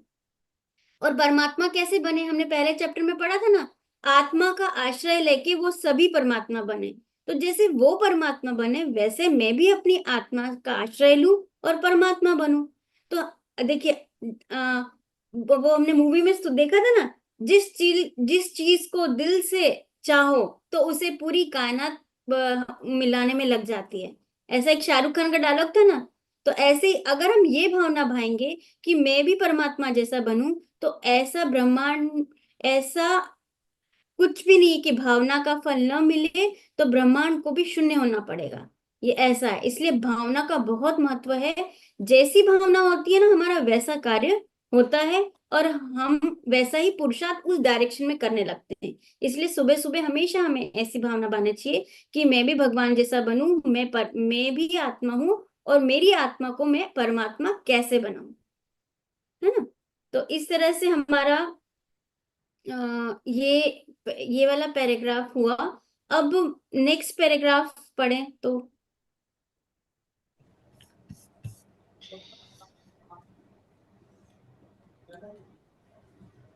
Next paragraph. भाई, जिस तरह बाह्य गंदगी हमारे शरीर को गंदा कर देती है, उसी प्रकार मोह, राग, द्वेष आदि विकारी भावों से हमारा मन गंदा हो जाता है। जिस प्रकार स्नान, मंजन आदि द्वारा हमारी देह से हमारी देह साफ हो जाती है, उसी प्रकार आत्मा और परमात्मा के चिंतन से हमारा मन पवित्र होता है। हमें अंतर और बाहर दोनों की पवित्रता पर ध्यान देना चाहिए। हाँ, उसके बाद अभी बस इसके बाद में इसके बाद हम बाद में पढ़ेंगे। तो अब यहाँ पर आया, जैसे लास्ट में आया था कि हमें मन शुद्ध करना चाहिए। तो देखिए हमारा फिर बात आई कि अरे मन कैसे शुद्ध होता है ना। तो ये मन भी अशुद्ध होता है क्या, ऐसा क्वेश्चन पूछा। तो देखिए स्वास्थ्य कितने प्रकार का होता है, स्वास्थ्य कितने प्रकार का होता है रूपल जी, स्वास्थ्य कितने प्रकार के होते हैं? मतलब देखिए स्वास्थ्य दो प्रकार का होता है, एक तो शारीरिक स्वास्थ्य और एक मानसिक स्वास्थ्य। ठीक है, शारीरिक स्वास्थ्य के लिए तो हम नहाते हैं, ब्रश करते हैं, नाखून काटते हैं। तो क्या अपन मानसिक स्वास्थ्य का क्या, उसको कैसे हम उसकी सफाई कैसे करेंगे? तो जिस तरह से दो टाइप के स्वास्थ्य होते हैं, मेंटल हेल्थ और फिजिकल हेल्थ, वैसे ही उनको सफाई करने के भी दो प्रकार होते हैं। एक तो हमको शारीरिक सफाई करना चाहिए और एक आंतरिक सफाई करना चाहिए। मतलब एक बाहरी सफाई करना चाहिए, बहिरंग सफाई करना चाहिए और एक अंतरंग सफाई करना चाहिए। तो शारीरिक मतलब मानसिक रोग क्या क्या होते हैं? मानसिक रोग हम कहेंगे तो मानसिक रोग यानी जब हम अपने को दूसरों से कंपेयर करने लगते हैं, दूसरों को बुरा बोलने लगते हैं, क्रोध करते हैं, मान करते हैं, चीटिंग के परिणाम आते हैं, राग द्वेष के परिणाम आते हैं। तो ये सब हम किसके अंदर में लेंगे? मानसिक रोग के अंदर लेंगे, है ना। तो ये हमारा, इसका मतलब हमारा मन अशुद्ध है। इस सबको किस कैटेगरी में डालेंगे? मन का अशुद्ध होना, है ना। तो मन का अशुद्ध, इस जो क्वेश्चन आया ना, मन भी अशुद्ध होता है, तो उसका आंसर है हाँ। क्यों? ये सब जो पूरी कैटेगरी आई, हमारे मोह राग द्वेष के परिणाम ही हमारे मन की अशुद्धि है। तो ये मन की तो मन अशुद्ध क्यों होता है, अब ये क्वेश्चन आया। तो इसका आंसर हुआ अपने स्वभाव को न जाने तो न जानने से और भगवान के द्वारा वह बताया गया मार्ग पे न चलने से। अगर हमने वस्तु के स्वतंत्रता का स्वरूप नहीं जाना कि वस्तु सब स्वतंत्र है, मैं तेरा नहीं कर सकता, मैं अपने बच्चे का नहीं कर सकता, मैं इवन अपने शरीर का ही नहीं कर सकता, ऐसा सब नहीं जानेंगे तो हम में क्या होंगे? मोह राग द्वेष के भाव उत्पन्न होते रहेंगे और उसके कारण हमारी विषय कषाय बढ़ती जाएंगी। तो वही हमारी मन की अशुद्धि है। अब इसको समझने के लिए एक क्वेश्चन है मेरा आप लोगों से, बीमार कौन है? बीमार कौन होता है? नितिन जी या सुरभि जी, जो दोनों में से बीमार कौन होता है? देखिए शारीरिक रूप से तो बीमार सबको पता है कि जो भी सिकनेस है, लेकिन जो हम मन से बोलते हैं, जो सिक होगा बेसिकली जिसके अंदर दुर्भावना है, हाँ, वो बीमार है। सिंपल टर्म्स में वो दूसरे के बारे में कहते हैं ना, जिसका मन अशांत है किसी भी वजह से, चाहे कुछ भी रीजन हो उसका, वो बीमार है। हाँ, तो हम बीमारी अंतिमा जी और बता सकते हैं?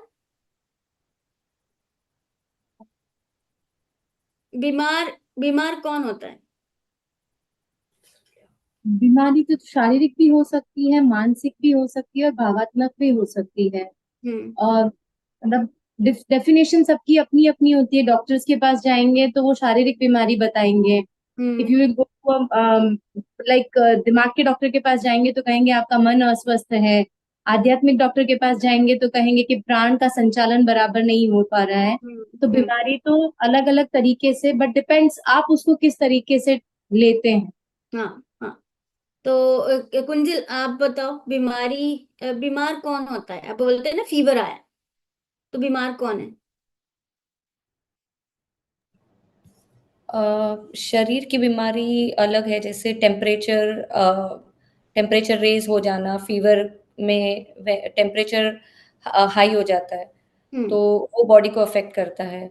लेकिन बीमारी जो मानसिक बीमारी है या जो अंतरंग बीमारी है वो हमारा मन शुद्ध ना होने की वजह से जो विकारी भाव आते हैं, मोह राग द्वेष वाले और उस तरीके के, उससे मानसिक या अंतरंग उसको बीमारी बोल सकते हैं क्योंकि वो शुद्ध नहीं है। हाँ ठीक है। तो देखिए, अब तबीयत तो खराब होती है शरीर की, है ना, ये तो पक्का है। तबीयत खराब हुई शरीर की, मतलब फीवर आया शरीर में, पर आत्मा उसके साथ में है ना, वो अलग तो है नहीं। पर जब मैं, आत्मा कौन है? मैं हूं। और अगर मैं अपने आप को शरीर मान के बैठा हूं कि मुझे बुखार आया है, तो मेरे में क्या बिगाड़ आया? मेरे में तो कुछ बिगाड़ नहीं आया।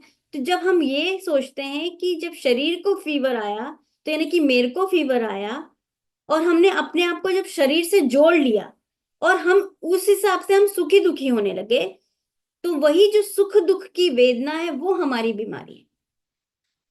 फीवर तो आया शरीर में, ठीक है, पर हमारी बीमारी उसमें क्या उड़ी, ऐड हुई। देखिए, दो जीव अजीव के चैप्टर से हमें दो चीज सोचनी है। शरीर में फीवर किस में आया? शरीर में। बट हमारा फीवर क्या है? मतलब जो जीव का क्या फीवर हुआ?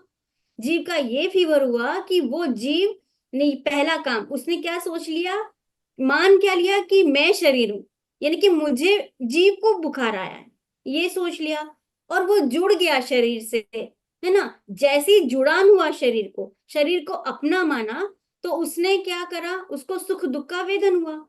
आया शरीर में, पड़ी आया, अरे मेरे को बुखार आ गया, तो क्या हुआ? दुखी हुआ। जो सुख और दुख उत्पन्न हुआ वो हमारी बीमारी तो हो गया।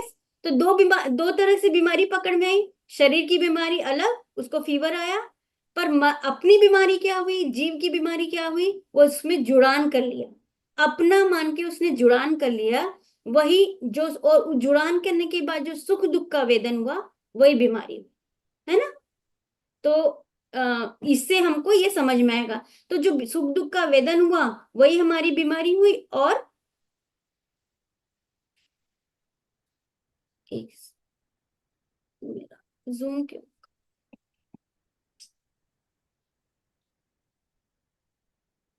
एक सेकेंड, मेरा हैंग हो गया है सिस्टम।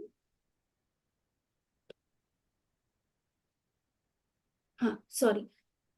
तो इस तरह से हमें समझ में आया कि हमारी स्वास्थ्य में मतलब कैसी बीमारी होती है। तो गहराई से देखेंगे तो शरीर की पवित्रता ही पवित्रता नहीं है, हमको आत्मा की पवित्रता भी होनी चाहिए, हमको उसकी पवित्रता, मन की पवित्रता पे भी ध्यान देना चाहिए।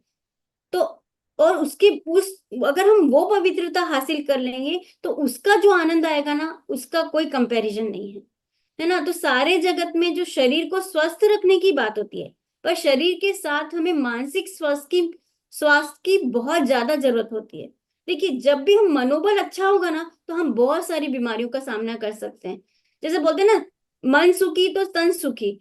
और देखा जाए तो ज्यादा बीमारियां किसको होती है, मानसिक होती है कि शारीरिक? लेकिन ज्यादा लोगों को मोस्टली हमारे, हाँ, क्योंकि देखिए मोस्टली सभी लोग ज्यादा मानसिक रूप से बीमार है। शारीरिक रूप से तो बीमार, जैसे कभी किसी को सर्दी हुई, बुखार आया, या किसी को थोड़ी सी बड़ी बीमारी हुई, पर वो भी या तो क्योर हो सकती है या तो फिर नहीं भी, मतलब कम क्योर हो सकती है। पर देखा जाए तो हमें बहुत ज्यादा हमारा फोकस मानसिक स्वास्थ्य पे ही रहना चाहिए, है ना। तो इसलिए हमको जो मन की मन की जो अपवित्रता है उसके लिए हमको हमारी दिनचर्या को व्यवस्थित करना पड़ेगा। जैसे ही हमने दिनचर्या को व्यवस्थित किया तो हम विषय कषाय में उलझेंगे नहीं, हिंसा नहीं करेंगे, है ना। और जो हमारी मल मूत्र आदि आदि जो गंदगी की खान है, मतलब हमारा जो शरीर है उसकी तरफ हमारे पास ज्यादा नहीं जाएगा। क्योंकि देखो शरीर तो हमेशा खराब ही है। हम जैसे आपने 12 भावना भी, मैं असुचि भावना जब पढ़ी है, नहीं भी पढ़ी है तो बाद में पढ़ेंगे, तो उसमें बताया ही कि शरीर तो मल मूत्र की खान है। वो तो कितना एक जरा सा ब्लड निकल आता है या फिर हमें अंदर देखा, मतलब अगर हम क्या बोलते हैं ऑपरेशन देखते हैं तो लगता है कि क्या है अंदर, है ना। तो शरीर तो खराब ही है, तो हमको शरीर के साथ साथ में हमें मन को भी शुद्ध करना बहुत जरूरी है। और 10 लक्षण में जो शौच धर्म है ना, उसका शौच का क्या मतलब होता है? पवित्रता। शौच का मतलब होता है पवित्रता। तो जो धर्म, शौच धर्म के जो धारी होते हैं वो कौन होते हैं? जो 2 बार नहाते हैं कि ब्यूटी पार्लर जाते हैं, कौन पवित्र होता है? अर्पणा जी, शौच धर्म के धारी कौन होते हैं? यानी जो पवित्र होते हैं वो उसके धारी कौन होते हैं? जो ब्यूटी पार्लर जाता है वो, या 2 क्या 3 टाइम नहाता है वो? मुनिराज होते हैं, मुनिराज होते हैं। और मुनिराज तो जिन्होंने राग द्वेष कषाय वो ये सब गंदगी को दूर किया है और पवित्रता। तो क्या मुनिराज जी 2 टाइम नहाते हैं? अरे मुनिराज तो नहाते ही नहीं है, फिर भी क्या होते हैं? शौच धर्म के धारी होते हैं, है ना। तो पवित्रता जो है वो हमारे शरीर के साथ, शरीर से नहीं जुड़ी है। हमारा अगर मन पवित्र होगा तो हमारा बाकी सब भी पवित्र हो जाएगा, है ना। तो मन की शुद्धि के लिए हमें और भी कुछ कर सकते हैं। देखिए मन की शुद्धि के लिए क्या बताया था? आत्मा परमात्मा का, जैसे ही उठे नमोकार मंत्र का जाप किया और हमने आत्मा परमात्मा के बारे में सोचा। यानी साथ साथ में हमने जो भी जो चैप्टर जैसे आज हम पढ़ा है, हमने जीव अजीव पढ़ा है, हम उसको सोच सकते हैं। हम जो हमने कभी और प्रवचन सुने उसके बारे में सोच सकते हैं। तो ऐसे हम आत्मा परमात्मा का चिंतन करेंगे तो भी हमारी ये जो मन की मतलब मन की गंदगी है वो कम होगी। हम साथ में क्या कर सकते हैं, आप करते हैं कि नहीं, बट मैं क्या करती हूँ, या सब जब हम घर का काम करते हैं, किचन का काम करते हैं, तो हम लोग है ना प्रवचन चला लेंगे, भजन चला लेंगे, या फिर 12 भावना का चला लेंगे, भक्तामर चला लेंगे, या कुछ भी हम ड्राइविंग कर रहे हैं तो हम ये सब आराधना पाठ चला लेंगे, नित्य नियम की पूजा चला लेंगे। तो इस तरह से दिमाग में भी घूमते फिरते हमें क्या होती है, फालतू के उपयोग नहीं बढ़ते, हमारा ध्यान क्या रहता है, उन सब चीजों को सुनने में लगता है। तो इस तरह से हमें भी ये सब चीजें करके हमें मन को पवित्र करना चाहिए। अब आता है हमारा नेक्स्ट, हमने कहाँ तक पढ़ लिया था? मंदिर जाने तक पढ़ लिया था कि कुंजल? हाँ, रमेश का है। हाँ, तो उसके बाद उसके बाद शौच आदि से निपट कर मंजन करके स्नान करे तथा शुद्ध साफ धुले हुए कपड़े पहनकर मंदिर जी के देव दर्शन करने जाना चाहिए। देव दर्शन की विधि तो तुम्हें उस दिन समझाई थी। उसके बाद ही अल्प आहार लेकर यदि स्कूल और पाठशाला का समय हो वहां चले जाना चाहिए, नहीं तो घर पर ही स्वयं अध्ययन करना चाहिए। हाँ ठीक है। तो अब आया हमारा, अब किसका टाइम आया? हमने मतलब सूर्योदय से पहले उठ गए, नमोकार मंत्र कर लिया, फिर उसके बाद में हमने थोड़ा सा अपने आत्मा परमात्मा का ध्यान कर लिया, फिर हम उठे किचन में गए, बात हुई, जैसे वहां पे भजन चला लिए, ये काम, फिर हमने ब्रेकफास्ट कर लिया, फ्रेश हुए और उसके बाद में गए। अब हमारा जैसे ही हम नहाए, पहला काम हमारा होना चाहिए मंदिर जाने का, है ना। तो मंदिर जाने की विधि तो बोले पिछली बार बताई थी, पर इस फिर से एक हम करें। जैसे ही हम जब भी मंदिर जाते हैं ना तो बहुत ही उत्साह पूर्वक जाना चाहिए, धुले हुए कपड़े पहन के जाना चाहिए। क्योंकि इसलिए पहन के जाना चाहिए क्योंकि हम सार्वजनिक जगह पे जाते हैं, है ना, वहां पे दूसरों का मन भी अस्थिर ना हो, मतलब उनका मन भी एकाग्र रहे। अगर हमारे कपड़ों में बदबू आ रही हो या हमारे पैरों से बदबू आ रही है, कभी कभी क्या चप्पल और उसके थ्रू भी गंदगी आती, तो सबका मन इधर से उधर होता है। तो हमें मंदिर जी की जो अ, शुद्धता है उसका भी ध्यान रखना चाहिए, और शुद्ध कपड़े पहनते तो हमारे पास फ्रेशनेस भी आती है। इसलिए शुद्ध कपड़े पहन के जाना चाहिए, बहुत उत्साह से जाना चाहिए। जितने भी पूरे अपने विकल्प हैं कि मेरे को क्या करना है, पूरे संसार के विकल्प, जैसे निश्चय निश्चय बोलना, वैसे छोड़ के जाना चाहिए। जैसे ही मंदिर की ध्वजा आई ना, उसको देख कर हमें ऐसा लगना चाहिए, अरे मैं तो समव शरण में जाने वाला हूँ, है ना, हम समव शरण में जा रहे हैं। हम जैसी भगवान की मूर्त देखे तो ऐसा लगे मैं तो समव शरण में भगवान के दर्शन कर रहा हूँ। तो हमेशा सोचना, आंखें मिलना तो पुण्य का उदय है ना, आंखें जो मिली है हमारे पुण्य के कर्म के उदय से मिली है, परंतु दिन दर्शन मिलना महापुण्य का उदय होता है। तो इसलिए हमें जिन दर्शन तो जरूर करना चाहिए। पर अब हमारे पास आ जाता है कि जिन दर्शन करना, तो उसके लिए क्या करना, हमेशा देखिए, जिन दर्शन तो करना ही चाहिए। अगर नहीं भी कर पाते तो हमेशा भावना ऐसी रखें, या तो हमारा रूटीन में कुछ ऐसा लगा कि जैसे ही नहाए और हम अपने जिनवाणी का कोई जगह हो वहां जाके जिनवाणी को ढोक दें, या फिर वहां जाके फिर कुछ बोलें, पाठ पढ़ें, पूजा पढ़ लें, भाव पूजा कर लें, तो ऐसा जरूर करें। अब इसके बाद में आता है कुंज, नेक्स्ट पढ़ लो प्लीज। इसी प्रकार भोजन भी प्रतिदिन यथा समय 10-11 बजे शांतिपूर्वक करना चाहिए। शाम को दिन छिपने के पूर्व ही भोजन से निवृत्त हो जाना प्रत्येक बालक का कर्तव्य है। रात्रि को भोजन कभी नहीं करना चाहिए। इस प्रकार रात्रि को भी जब तक तुम्हारा मन लगे 8-9 बजे तक अपना पाठ याद करना चाहिए।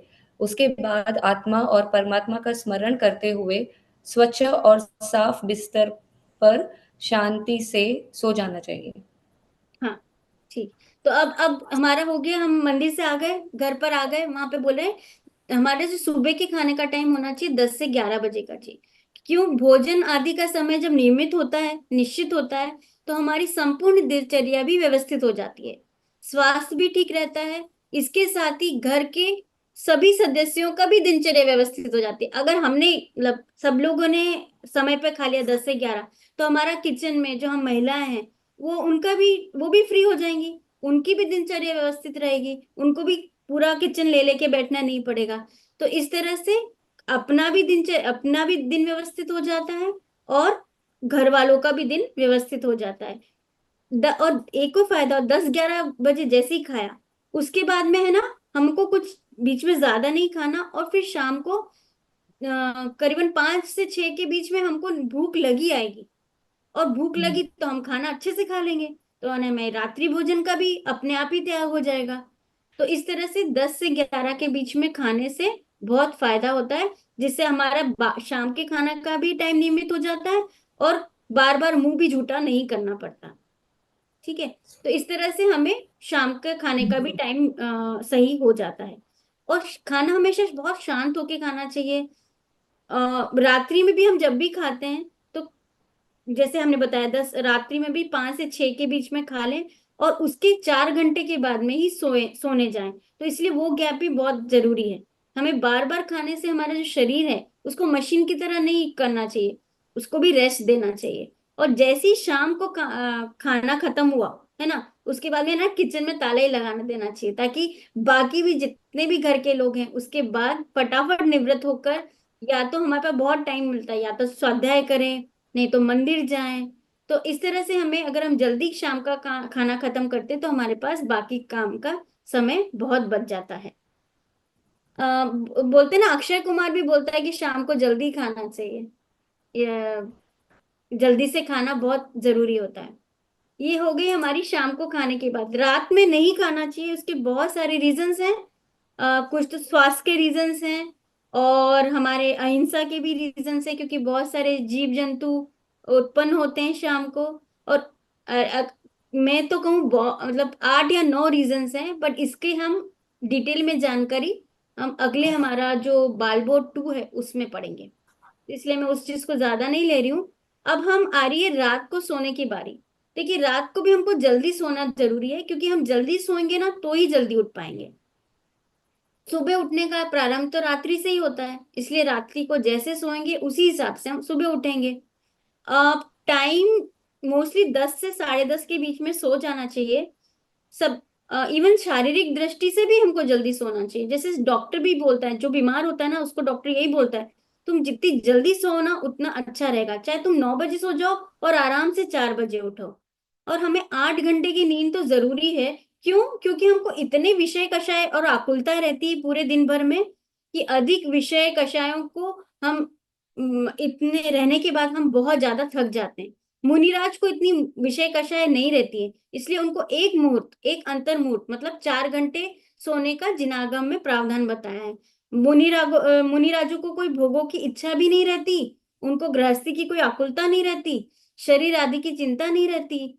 वो जो सुनते हैं वो पढ़ते हैं और वैसा ही करते हैं, इसलिए उनका उपयोग थकता नहीं है, उनका उपयोग शुद्ध रहता है। इसलिए भेद विज्ञान की लगन के साथ में वो निश्चिंत रहते हैं, इसलिए उनकी नींद एक अंतर मुहूर्त में पूरी हो जाती है। पर हमको 8 घंटे सोना चाहिए।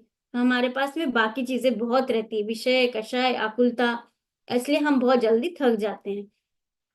कभी कभी होता है कि हमारे असाइनमेंट्स पूरे करने होते हैं, या फिर घर में फंक्शंस होते हैं, या कोई गेस्ट आ जाता है, या तो हमें कोई मूवी फिनिश करनी रह जाती है, तब हम टाइम पे नहीं सोते। पर उसको भी हमें बहुत कम कम करना चाहिए।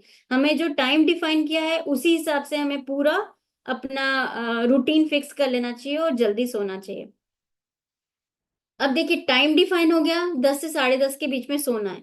ड्यूरेशन डिफाइन हो गई कि 8 घंटे मैक्सिमम सोना चाहिए, है ना। अब सोने से पहले क्या करना चाहिए, अब इसकी बात आती है।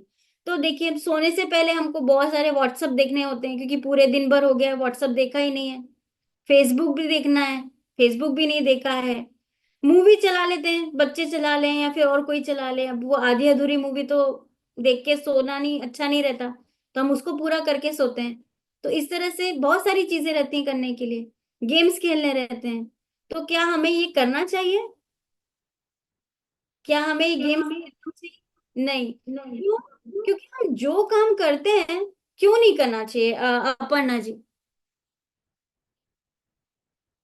हमें रात को सोने से पहले ये सब काम क्यों नहीं करना चाहिए? आप म्यूट हो, आप म्यूट हैं। उससे उपयोग ज्यादा चंचल हो जाता है, इसीलिए नहीं करना चाहिए। हाँ कौन बताएगा?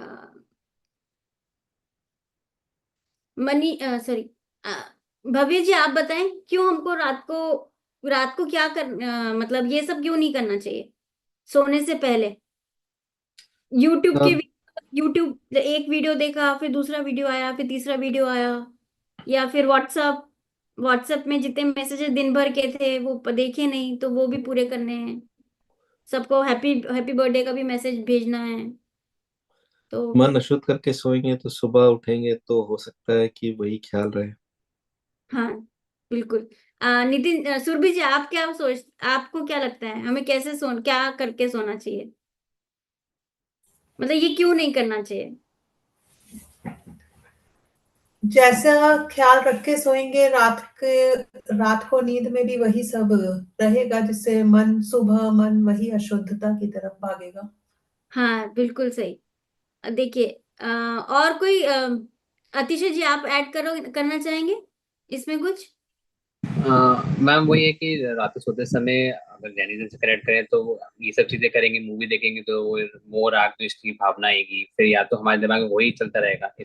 इसलिए साइंटिफिकली भी कहते हैं कि जो जिस समय हम सो रहे होते हैं उस समय हम पीस ऑफ माइंड से सोएं। हमारा माइंड या तो पूरा शांत होना चाहिए या एक अच्छे भाव से हम सोएंगे तो वही हमारे सबकॉन्शियस माइंड में जाएगा। I think it's very scientific कि उस समय हमको बहुत, और ये आई थिंक हम लोग को बहुत ध्यान में रखना चाहिए कि क्या हम कंज्यूम करके सो रहे हैं एज एन कंज्यूमर भी। हाँ बिल्कुल सही है। हमें विषय कषाय और ये सब भी लेके नहीं सोना चाहिए। जैसे अगर हमारे दिन भर में किसी से झगड़ा हुआ, या फिर हमें कोई विवाद हो गया, या फिर चाहे किसी से भी अपने फैमिली के किसी भी मेंबर से हुआ, वो सब विवादों को साइड में रखकर या तो साइड में क्या उसको उसी टाइम पे खत्म कर देना चाहिए और उसके बाद में सोना चाहिए। क्यों? क्योंकि देखिए मतलब अगर हम ये चीज करेंगे, थोड़ी देर का पाप का बंध, मतलब ये चीज दिमाग में रखा हमने सोते टाइम पे और उसका असर हमें 8 घंटे तक होगा, तो इन्हें हमें पाप का बंध कितनी देर तक बंधा? वो अगर वो आधे घंटे वो काम करा जो सोने से पहले हम वही विषय कषाय करते रहे, वो आधे घंटे का काम, पर उसका असर कितने 8 घंटे तक पड़ेगा। तो इसलिए हमेशा रात को तो बिल्कुल भी बहुत शांत मन से जो कषाय है उन सबको शांत करके ही सोना चाहिए। तो हमें नहीं तो वही वही घूमते रहते, इवन हम किसी से उस टाइम पे बिल्कुल नाराज है ना, तो सपने में भी वही दिखते हैं। तो इसके कारण हमेशा ये वाला पार्ट तो बहुत जरूरी है, करना ही करना चाहिए। जो अगर हमने मूवी में कुछ देखा है तो वो घूमता रहेगा, इसलिए हमें अब अपने आप को कंट्रोल रख के उस आधा घंटा सोने से पहले भी स्वाध्याय करके सोना चाहिए, क्योंकि स्वाध्याय से क्या होता है, हमेशा भाव निर्मल होते हैं। स्वाध्याय करके सोना, अपने स्तुतियां पढ़ना चाहिए, बहुत सारी स्तुतिज हैं, तो स्तुतियां पढ़ना, सामायिक पढ़ के सोना चाहिए, क्षमापना पढ़ के सोना चाहिए।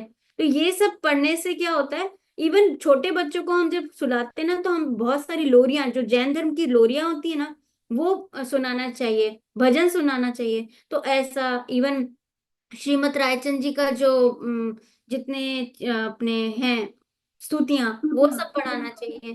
तो इस तरह से हमें आधा घंटा सोने से पहले ये सब काम करना बहुत जरूरी है। ठीक है, मेरा क्या होता है, मैं कोड हूँ, मैं प्रोग्रामिंग करती हूँ, तो अगर मैं वही चीज करके सोती हूँ तो मैं नींद में भी प्रोग्रामिंग ही करती रहती हूँ। तो सोचिए कि इतना असर पड़ता है। हाँ, इसलिए हमेशा हमें नमोकार मंत्र बोल के और बाकी परमात्मा आत्मा का ध्यान करते हुए सोना चाहिए। ठीक है, तो इवन वैज्ञानिक दृष्टिकोण से भी है ना, हमको जैसे ही अंधकार होता है तो हमारा जो शरीर का सिस्टम है वो भी समझ जाता है, जो कोशिकाएं है ना वो भी समझ जाती हैं कि अब हमें सोना है। इसलिए हमें नींद आने के लिए बिल्कुल अंधकार में सोना चाहिए। छोटा सा बल्ब जला सकते हैं, बट अंधकार करके सोएं तो ज्यादा अच्छा रहेगा। अगर हम व्याकुलता नहीं रखेंगे, ठीक है, तो उससे क्या होगा, हमारी नींद भी बहुत सॉलिड होगी, और नींद सॉलिड होगी तो फ्रेशनेस सुबह बहुत रहेगी। तो इस तरह अगले दिन को भी सही बनाने के लिए हमें जल्दी भी सोना चाहिए। और जल्दी सोने से और ऐसे सोने से हमें एक और फायदा है, भूख भी नहीं लगती हमको, इसलिए रात्रि में भी जो भोजन का त्याग है वो बहुत आराम से वो वाली चीज पल जाती है।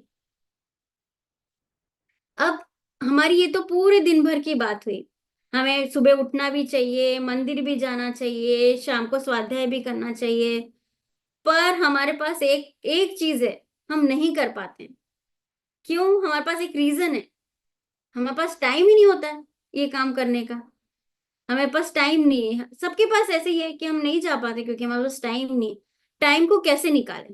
तो टाइम को निकालने के लिए बहुत सारी चीजें हैं, जैसे एक तो या तो हम हमारा टाइम वेस्ट करते हैं, जैसे एक एक दो दो घंटा बातें कर रही हैं, बातें करने में 2 घंटे की बात है, पर बोले कि हमने क्या बात करी, क्या बात करी, तो बोले कुछ नहीं बात करी, कुछ ऐसा जरूर कुछ था ही नहीं बात करने के लिए, पर फिर भी 2 घंटे बात करें।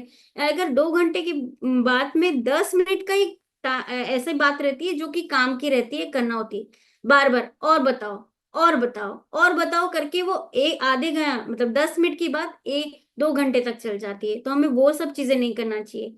एक सपोज हम बाजार गए, तो हमको जो सब्जी लाना है, अगर हम आधे घंटे में जो सब्जी लाना है वो हम 2 घंटे में लाते हैं। क्यों? गए, इस ठेले पे गए, उससे भाव पूछा, उस पे गए, वो भाव पूछा, ऐसे करते करते कोई मिल गया, बातें करने लग गए। तो ये जो है ना हमारे टाइम वेस्ट करने के रीजन है। इससे तो अच्छा 10, अगर हमें सामर्थ्य है तो हम क्या करें, ठीक है थोड़ी महंगी भी सब्जी मिल रही है तो ले लें, एक दिन की महंगी सब्जी तो 300 उतने टाइम पे हम 1 घंटा स्वाध्याय कर सकते हैं। वो 1 घंटा स्वाध्याय मतलब 365 दिन परिणामों में एक एक घंटा परिणामों में शांतपना, तो वो शांतपना से भी हम पुण्य का उदय प्राप्त कर सकते हैं। हमको वो नहीं करना है कि हमें पुण्य का उदय चाहिए, बट ये स्वाध्याय करने से हमारे परिणाम जो शांत होंगे वो हमारे अगले भाव तक काम आएंगे। पर जो हमने पैसा बचाया है वो उसका इतना कोई काम, वो तो हम शादी हुई बड़े बड़े फंक्शन करें उसमें वो 5,000 खत्म हो जाएंगे। तो इसके लिए हमें वो सब चीजें नहीं करना चाहिए। अगर हम रियली बिजी हैं तो तो हमें क्या करना चाहिए, बीच बीच में जो भी टाइम मिलता है, जैसे हम ऑफिस जा रहे हैं तो सुन लिया, ये सब काम करना चाहिए। एक और दो चीजें, जितना हो सके हमारा घर मंदिर के पास में लेना चाहिए। अगर अगर हम ऑप्शन ले रहे हैं कि हमें मंदिर मतलब घर बनाना है या घर के लिए ऑप्शंस हैं, तो जितना घर पास में मंदिर से होगा ना, हमारा पास मंदिर जाने की पॉसिबिलिटीज ज्यादा बन जाएंगी। और क्या है, हमें मंदिर में ना कुछ कुछ रिस्पॉन्सिबिलिटीज ले लेनी चाहिए, जैसे मंदिर को ओपन करना है, या फिर इस दिन हम प्रक्षाल करेंगे, या हम मतलब हम इस दिन मंदिर आएंगे। तो उससे क्या होता है, हमारे पास एक कमिटमेंट हो जाता है, और कमिटमेंट हुआ तो हम मंदिर जरूर जाएंगे। तो इस तरह से हम अपने टाइम का जो हम मिस यूटिलाइज करते हैं, हमको उसको यूटिलाइज कर लेंगे और हमें टाइम मिल जाएगा। तो मोस्टली टाइम निकालने के लिए हमेशा हम किसी चीज को इम्पोर्टेंट बनाना बहुत जरूरी है। हमको ऐसा लगता है कि इससे हमें लाभ मिलेगा, तो हम कैसे भी उसका टाइम निकाल लेते हैं। इसलिए चाहे हम राजनीति की चर्चा कर रहे हो, चाहे हम मतलब किसी भी बेफिजूल की बातें जो हम कर रहे हैं उसको हम कम करें, और बाकी अर्जेंट मैटर तक की बात करें। तो हमारे पे आयु कितनी है, 70 या 80 साल ज्यादा से ज्यादा, और वो भी आखिरी के दिनों में कभी कमर दर्द होगी, कभी आंख में नहीं दिखेगा, कभी बीमार पड़ेंगे। तो इन सब चीजों में भी हम अपना कल्याण नहीं कर सकते हैं। इसलिए जितना हो सके हमें तत्व ज्ञान में हमारा मनुष्य जन्म को यूटिलाइज करना चाहिए। जब तक स्वस्थ इंद्रियां हैं, स्वस्थ अवस्था है, हमें तत्व ज्ञान ही करना चाहिए। तो इस तरह से हमें आचार्य अमरता जी सिद्धि ने भी कहा है कि जो हम प्रातः काल उठ के प्रातः काल दर्शन करने जाते हैं, तो हमें वो सब जरूर करना चाहिए। इवन कभी कभी तो ये कहा जाता है कि ऐसा व्यापार करना ही नहीं जिसमें हम ये सब न कर पाए, है ना। तो हमें प्रथम जिनेंद्र देव के दर्शन करना चाहिए, और हमें अपनी जो जितने भी भाव हैं, अशुद्धियां हैं, उस सबको निर्मल करना चाहिए। और हमारे जो सच्चा जैन धर्म का सच्चा मार्ग है उसको पहले समझना है, और उस पे ही चले, इसमें ही हमारा हित होता है। इस तरह से आज हमने हमारा डेली रूटीन वाला जो पार्ट पढ़ा है, ये पढ़ने के लिए सुनने के लिए बहुत इजी है, पर हमारा यही एक सबसे पहला स्टेप है। हम बोलते हैं आत्मा का ध्यान करो, आत्मा का ध्यान करो, और बोल देते हैं अरे हम कैसे करें, हम तो जानते नहीं। अरे हम जो कर सकते हैं वो तो करें ना। तो इसलिए हम सभी अपनी लाइफ को बैलेंस करें, आध्यात्मिक तरीके से भी और गृहस्थ लाइफ दोनों को बैलेंस करें। इसी से में ये वाला चैप्टर फिनिश होता है। किसी को कुछ क्वेश्चंस हो तो अब इन पूछ लेते हैं, फिर उसके बाद में हम इसका पूरा समरी एक बार और ले लेंगे।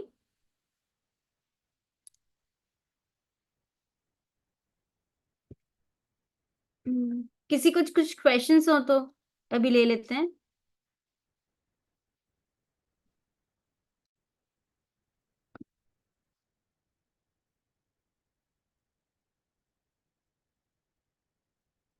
कोई क्वेश्चन समरी? रूही जी, मैं एक प्रश्न पूछ सकती हूँ? हाँ हाँ अभी हाँ अभी मैं किसी कारण से मुझे थोड़ा सा क्लास को छोड़ना पड़ गया था, हाँ तो लास्ट के जो 5 मिनट का था वो मैं अटेंड नहीं कर पाई। हाँ जी, तो लास्ट के उसमें मैंने बस यही था कि एक सेकेंड, 1 मिनट। तो इसकी जो इसकी आज की रिकॉर्डिंग है वो इस पे ग्रुप पे डाल दी जाएगी क्या? हाँ जी, वो डाल दी जाएगी। कोई बात है, फिर आप रिकॉर्डिंग भेज लास्ट देना तो फिर मैं देख और लूंगी। अभी मैं ना इसका समरी भी कर रही हूँ, तो फिर आपको आ जाएगा। Okay okay.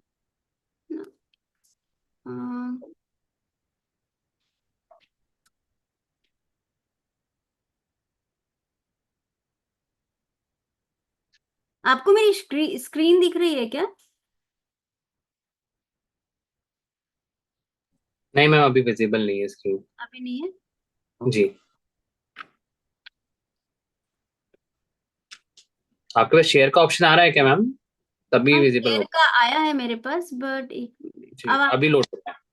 आपको हाँ मैम, पीपीटी दिख रही है? जी मैम, लोड हो गया। ओके, हाँ जी, थैंक यू। ये आज अभी पीपीटी है जिसमें पूरा इसका आज हम अभी समरी देखेंगे। देखिए, स्टार्ट वास्तविक समय सारणी अभी हमारी जो होती है ना, 9 से 10 बजे तक जागना, ठीक है, जागते से हम सबसे पहले क्या करते हैं, मोबाइल देखते हैं। वही मोबाइल में क्या करते हैं, आज किसका बर्थडे आया, व्हाट्सएप पे देखा, फेसबुक पे सबके नोटिफिकेशंस आ गए। फिर उसके बाद में गेम्स हैं वो देखा, वो 1 घंटे तक करते रहे। अब उसके उठे, अखबार पढ़ा, अखबार पढ़ते पढ़ते नाश्ता किया, फिर 1 घंटे तक नहाते रहे, मतलब पानी भी वेस्ट किया, टाइम भी वेस्ट किया। फिर देर देर तक मंदिर जाते हैं या फिर मंदिर जाते ही नहीं है, और फिर टीवी देखते हुए खाना खाते हैं और वहीं सो जाते हैं और उठकर खेलने चले जाते हैं। ये तो हमारी वास्तविक समय सारणी। रात्रि को भोजन करते हैं, देर रात तक टीवी देखते हैं, रात रात को दोस्तों से बातें करते हैं, बातें करके देर से सोते हैं। तो ये तो हुई हमारी वास्तविक वास्तविक समय सारणी। अब आए हमारा जो आदर्श समय सारणी है, वो आदर्श समय क्या है, सुबह हमको 5:30 मतलब वही ब्रह्म मुहूर्त में उठना चाहिए, बिस्तर छोड़ देना चाहिए, यानी जागना चाहिए। सुबह 5:30 से 5:45 मतलब 15 मिनट उन्होंने पंच परमेष्टि का विचार करना चाहिए। फिर हमें दैनिक क्रिया करना चाहिए। फिर देवदर्शन पे, जैसे ही हमें दैनिक क्रिया मतलब हम फ्रेश हुए, नहाए धोए, ये करे, फिर हम देव दर्शन करें। जैसे ही देव दर्शन करे, वहां पे हमने प्रक्षाल भी देखा, सब देख के हम, अगर वहां पे हमारे पास टाइम है तो जरूर पूजा भी करें और स्वाध्याय भी करें। उसके बाद में हमने अल्पाहार मतलब 7 से 7:30 के बीच में हमें ब्रेकफास्ट करा। फिर 7:30 से 7:30 से 3:30 स्कूल गए, तो ये बच्चों के लिए है। अगर हम देखा जाए तो हम 9 बजे के बाद में ऑफिस जाएं या फिर जो भी काम है वो करें। फिर 4 से 5 खेल खेलना है, यानी कि आते से खेल भी खेलना बहुत जरूरी है, यानी हमें एक्टिविटी, शारीरिक एक्टिविटीज भी करना बहुत जरूरी है, क्योंकि उससे हमें शारीरिक स्वास्थ्य ठीक रहेगा। जैसे ही शाम हुई, भोजन का टाइम हुआ, हमको सूर्यास्त से पहले भोजन कर लेना है। फिर उसके बाद में पाठशाला या जिनागम का अभ्यास करना है और 8 से 10 लौकिक शिक्षा करनी है, और फिर उसके बाद में आत्मा परमात्मा का ध्यान करके सोना है। पता है, ये जो आदर्श समय सारणी है ना, ये हम पहले, जब पहले के जमाने में लोगों का बहुत जल्दी फॉलो होता था। मैं वैसे एक सनावत सिटी में रहती थी, वहां पे एक एक गली में 4-4 मंदिर थे। तो हम लोग बस जैसे ही होता था नहा के मंदिर जाते थे, मंदिर जाने के बाद में फिर हम स्कूल जाते थे। इवन रात में भी हमारी दादी, हमारे पूरे परिवार में सब लोग जैसे ही खाना खाए ना, तो जाके मंदिर चले जाते थे ना। शाम का टाइम दे दूरदर्शन नहीं रहता है आजकल, जैसे दूरदर्शन रहता है ना, शाम का टाइम देव दर्शन ही रहता था। तो इस तरह से दादी लोग तो वहां जाते थे, पहले पूजा आरती करते थे, आरती करने के बाद स्वाध्याय होता था, स्वाध्याय के बाद में वहां पे वो लोग भजन और सब करके फिर शाम को निपट के आते थे।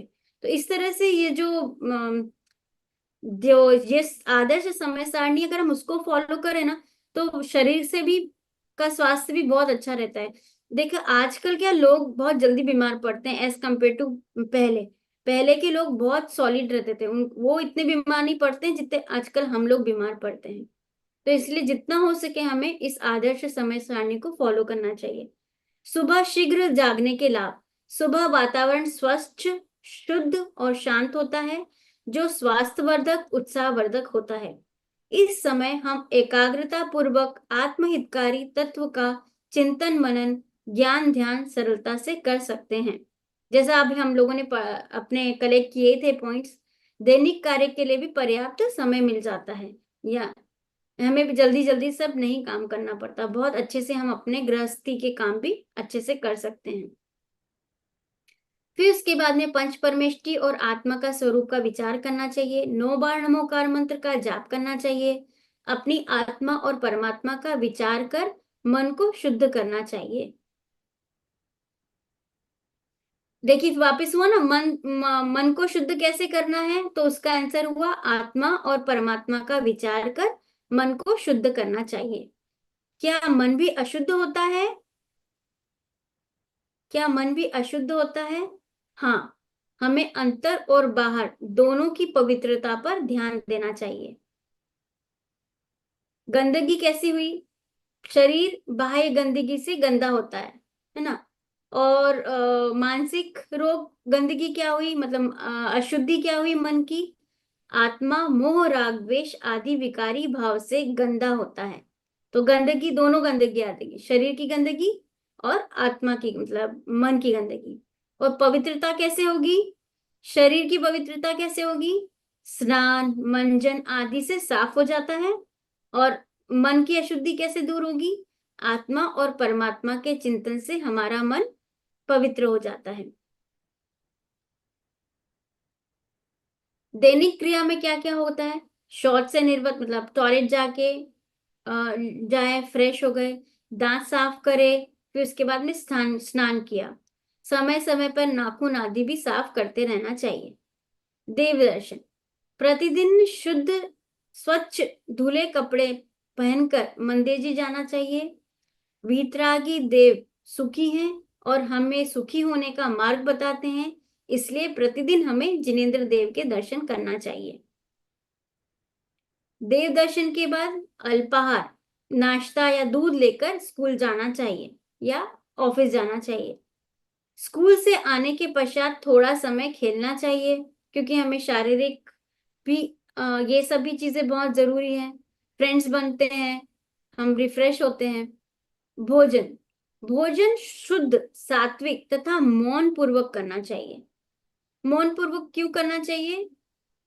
क्योंकि हमें बहुत सारे विचार नहीं चाहिए उस टाइम पे, क्योंकि हम जैसा खाते हैं ना वैसा हमारा, बोलते हैं ना जैसा खाए अन्न वैसा होए मन।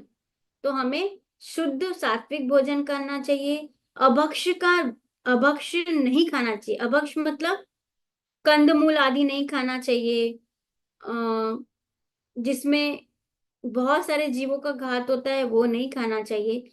अभक्ष नहीं खाना चाहिए। भोजन तीव्र क्रोधावेश में नहीं करना चाहिए, मतलब अगर हमने बहुत क्रोधित होकर उस टाइम पे खाना खा रहे हैं तो वो भी नहीं खाना चाहिए, उससे हमारा मन भी बहुत परेशान हो जाता है। भोजन एक साथ बैठकर करना चाहिए, मतलब घूम घूम के भोजन नहीं करना चाहिए, शांति से एक जगह पे बैठ के करना चाहिए। शाम को दिन छिपने से पूर्व भोजन कर लेना चाहिए, मतलब रात्रि में भोजन नहीं करना चाहिए। और फिर बोला टीवी देखते हुए भी भोजन नहीं करना चाहिए। हमको टीवी देखते देखते भी, क्योंकि हम क्या होता है जो चीज देखते हैं ना वैसी हमें ध्यान ही नहीं जाता हम भोजन में क्या खा रहे हैं क्या नहीं खा रहे हैं। इस तरह से टीवी भी देखते हुए हमें भोजन नहीं करना चाहिए। भोजन के पश्चात, भोजन के बाद में क्या करना है? पाठशाला या जिनागम का अभ्यास। जैसे बच्चे तो इंडिया में रोज पाठशाला जाते हैं तो वहां जाना चाहिए, या फिर कोई भी जो चैप्टर है हमें कोई जिनवाणी लेके बैठ जाना चाहिए, थोड़ा सा जिनवाणी का अभ्यास करना चाहिए। या तो स्तुति पढ़ना चाहिए, जैसे शाम को बहुत सारी स्तुतियां बोलते हैं, भक्तामर का पाठ होता है, क्षमापना होता है, ये सब हमें कर लेना चाहिए। रात में सोने के पूर्व हमें क्या करना चाहिए? आत्मा और परमात्मा का चिंतन करना चाहिए। आत्मा परमात्मा का चिंतन करते हुए क्यों सोना चाहिए? दुखों से बचने के लिए, मन को पवित्र रखने के लिए सोते समय आत्मा परमात्मा का चिंतन करते ही सोना चाहिए। क्यों? क्योंकि सोते समय हमारे मन में भी जो विचार चलते हैं, नींद में भी उन्हीं की परंपरा चलती है, इसलिए हमें सोते समय बिल्कुल शांत मन से सोना चाहिए और आत्मा और परमात्मा का ही ध्यान करते हुए सोना चाहिए। इस तरह से आज हमारा ये वाला चैप्टर खत्म हुआ है। तो अलका जी, हमने लास्ट में यही पढ़ा था कि हमें सोना कब चाहिए, उसका टाइम डिफाइन करा था, कितनी देर सोना चाहिए और सोना कैसे चाहिए, उसके पहले हमें क्या क्या करना चाहिए। तो ये हमने उस लास्ट वाले में पढ़ा था। और हमें जो शिकायत है कि क्या शिकायत है हमें, कि हमें टाइम नहीं मिल पाता, हमको मंदिर जाने का टाइम नहीं है, हमें स्वाध्याय का टाइम नहीं है, हमारे पास में सुबह उठने का मतलब सुबह आत्मा परमात्मा का ध्यान करने का टाइम नहीं है, स्तुति पढ़ने का टाइम नहीं है। तो यहाँ पे फिर जो लास्ट में हम ये थोड़े से पॉइंट डिस्कस किए कि हम अपने टाइम को कैसे मैनेज कर सकते हैं, उसी 24 घंटे के टाइम में हम इन सब चीजों का टाइम कैसे निकाल सकते हैं। सकते नहीं, हमें निकालना ही है, क्योंकि इतना इंपॉर्टेंट है। ये मनुष्य भाव गया ना कुत्ते बिल्ली जानवर ये क्या मंदिर जाते हैं? नहीं जाते। तो हम में और इनमें क्या डिफरेंस? वो क्या स्वाध्याय करते हैं? तो ये जो मनुष्य भव है वो सब इन सब चीजों के लिए मिला है। जितना ये करेंगे उतना मन भी शांत होगा। पुण्य, इवन बोलो तो पुण्य का बंद भी होता है। और हमको बंद के लिए नहीं करना है, पर आप बोलते हैं ना कि हमारा इवन माला, एक माला गिनने में कितना टाइम लगता है? 4 या 5 मिनट। उससे ज्यादा तो टाइम हम अगर एक यूट्यूब का एक चैनल, एक चीज को देखते हैं, उसमें दूसरा देखो, तीसरा देखो, बस 2 मिनट, बस 2 मिनट। कभी सॉन्ग देखते हैं, कभी कौन सी नई मूवी आने वाली है। अभी तो हम क्या सब देख रहे हैं, वो अनंत अंबानी की जो शादी हुई है, सबने क्या क्या पहना है, कैसी कैसी शादी हुई, उसमें ही 2-2 मिनट में टाइम निकल जाता है। तो वो है कि हमें जो इम्पोर्टेंट है वो पहले कर लेना चाहिए। तो इस तरह से और बताया था कि हो सके तो घर मंदिर के पास होना चाहिए, या मंदिर में कुछ रिस्पॉन्सिबिलिटी लेना चाहिए, ताकि हम उस टाइम पे हम जरूर मंदिर चले जाएं। तो ये आज हमारा चैप्टर फिनिश हुआ है। हमारे पास 15 मिनट हैं, तो आगे का जो चैप्टर है मेरा धाम, वो पढ़ लेते हैं।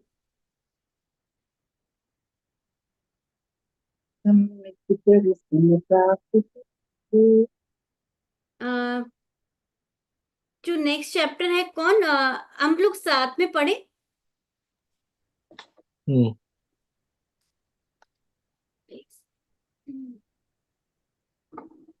नेक्स्ट चैप्टर है मेरा धाम। उसको एटलीस्ट पढ़े तो सही, क्योंकि उसे हमें याद करना है। वो जो है ये मेरा धाम है या भगवान आदिनाथ? नेक्स्ट चैप्टर भगवान भगवान आदिनाथ है। आदिनाथ है। हाँ, नेक्स्ट हाँ चैप्टर जी। भगवान आदिनाथ है, पर हम आज मेरा धाम, क्योंकि ये स्तुति है तो उसको हम एक बार बोल लेते हैं। ये वाली बोलते हैं भगवान बनेंगे सब में, इसी में जो आपने अभी जो दिखा रही थी ना, ये मेरा धाम इसमें है। वो वाली इसमें नहीं, पाठ अभी जो 8 आप पीपीटी दिखा रही थी ना, उसमें बना था भगवान बनेंगे। हाँ, पर ये अपन ये जो हमारा अगला चैप्टर है ना, वो कर लेते हैं मेरा धाम। स्टॉप करूँ ना? आपको मेरी स्क्रीन दिख रही है क्या? नहीं ना? हाँ जी, अभी दिख रही थी, अभी चले अच्छा, गए। अभी दिख रही है। दिख रही है। अभी नहीं दिख रही है। मेरा धाम दिख रही है? नहीं, अभी नहीं दिख रही। अब अच्छा नहीं दिख रही है, पहले दिख रही थी। अच्छा, ठीक है, कोई बात। आपके पास है क्या? अपन सब मैं पढ़ती हूँ मेरा धाम। हाँ है। मेरे पास है सॉफ्ट कॉपी। हाँ ठीक है, मैं पढ़ती हूँ। मेरा धाम है ना। शुद्धात्म है मेरा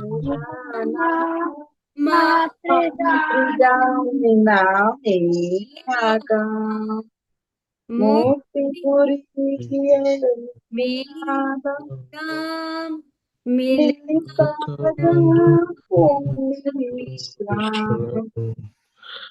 जहाँ जहाँ भोगी का नाम नहीं है, जहाँ जहाँ प्यासी का काम नहीं है, हाथी और जुकाम नहीं है, आदि व्याधि का नाम नहीं है, शतशिव सुंदर मेरा मेरा धाम शुद्धात्म है मेरा धाम। स्वपरि वेद विज्ञान करी निदान का ध्यान धरे, राजेश का त्याग करेंगे, निदानंद मान करेंगे, सब सुखदाता मेरा नाम शुद्धात्म है मेरा नाम, मातृजानिना मेरा नाम।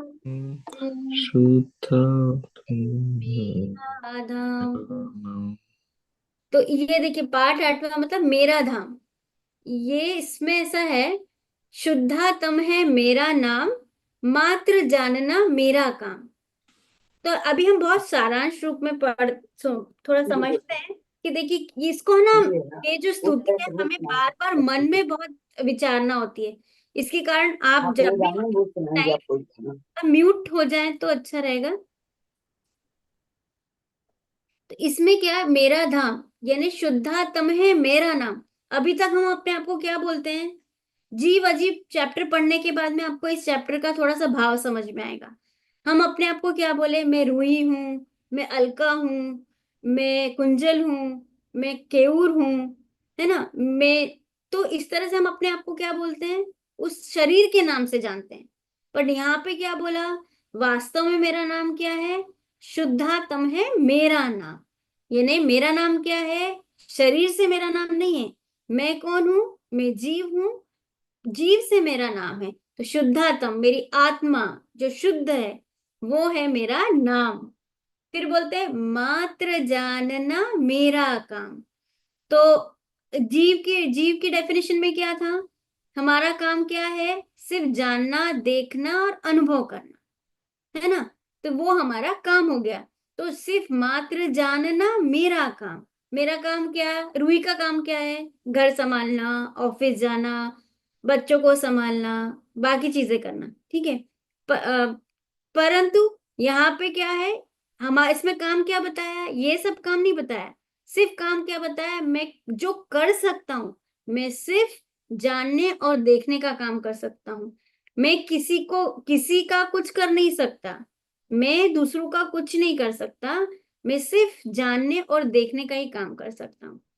और मेरा एड्रेस कहाँ है? मैं तो अभी घर पे रहते हैं, सिडनी में रहती हूँ। पर यहाँ पे क्या बोला? शुद्धात्म का कौन सा घर है? मुक्तिपुरी है मेरा धाम। मुक्तिपुरी मतलब मुक्तिपुरी, यानी मोक्ष। मोक्ष मेरा मेरा धाम। मेरा निवास स्थान क्या है? मोक्ष मेरा निवास स्थान है। और वो निवास स्थान कैसा निवास स्थान है? कि वो इतना वहां जो कि टेम्परेरी नहीं है। ऐसा नहीं कि हम थोड़ी देर के लिए जाऊंगी। मेरा जो निवास स्थान है वो परमानेंट है। और वही परमानेंट जगह है जहां मुझे पूर्ण विश्राम मिलता है। मतलब वहां जाके मुझे ऐसा नहीं कि थोड़ी देर रहे फिर जाके भी कहीं और चले गए, नहीं, पूर्ण विश्राम मुझे वहीं पे मिल रहा है। तो क्या बोला? अब मेरा शुद्धात्मा का इंट्रोडक्शन कैसा हुआ? नाम क्या? शुद्धात्मा। काम क्या? जानना देखना। रहते कहाँ हो? मुक्तिपुरी। और वहां क्या मिलता है मुक्तिपुरी में? सिर्फ विश्राम करते हो। तो इस तरह से ये हमारा इंट्रोडक्शन हो गया शुद्धात्मा का। मतलब कौन शुद्धात्मा? कोई दूसरा है क्या? नहीं, मैं शुद्धात्मा। अब अब ऐसे तो अगर हम सबका शुद्धात्मा नाम लिख लेंगे, है ना, कुंजल के इसमें भी अपने जूम मीटिंग में भी शुद्धात्मा लिख लेंगे, ब्रैकेट में मुक्तिपुरी लिख लेंगे, केयूर भैया के भी वही लिख लेंगे, अब अलका जी की भी वही लिख लेंगे।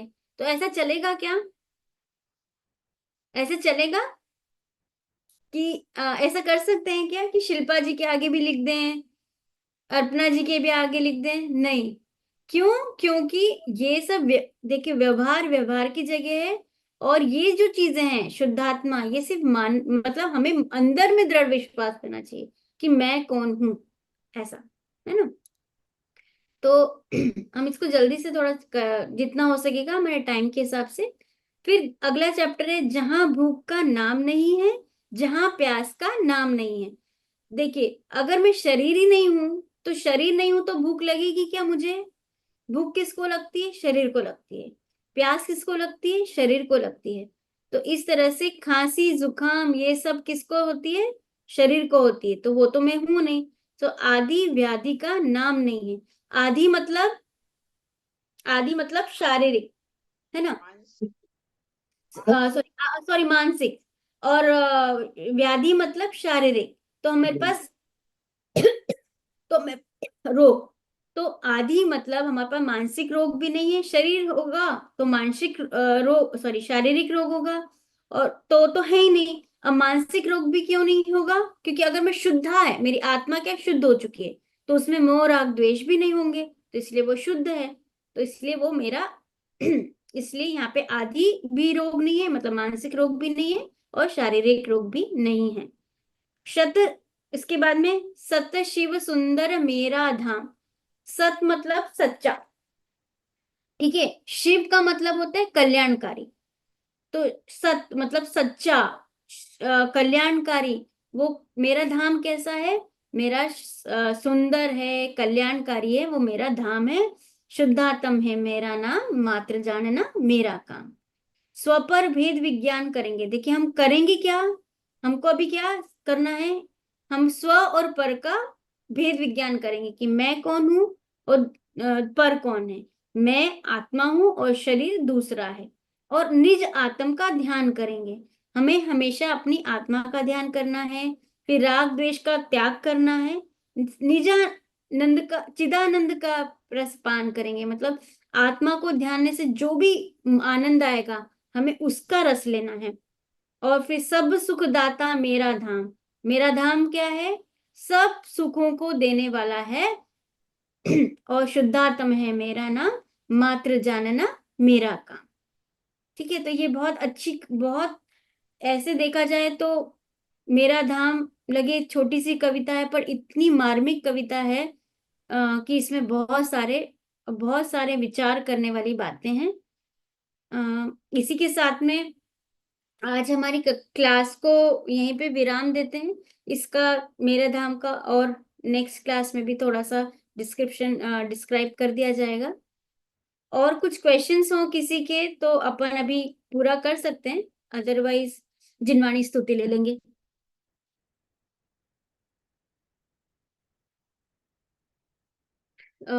लेते हैं। निज निधि निज में बताई यह अनंत उपकार है, इसके लिए जिन वाणी माँ को वंदना 7 बार है, वंदना 7 बार है। सबको जय जिनेंद्र।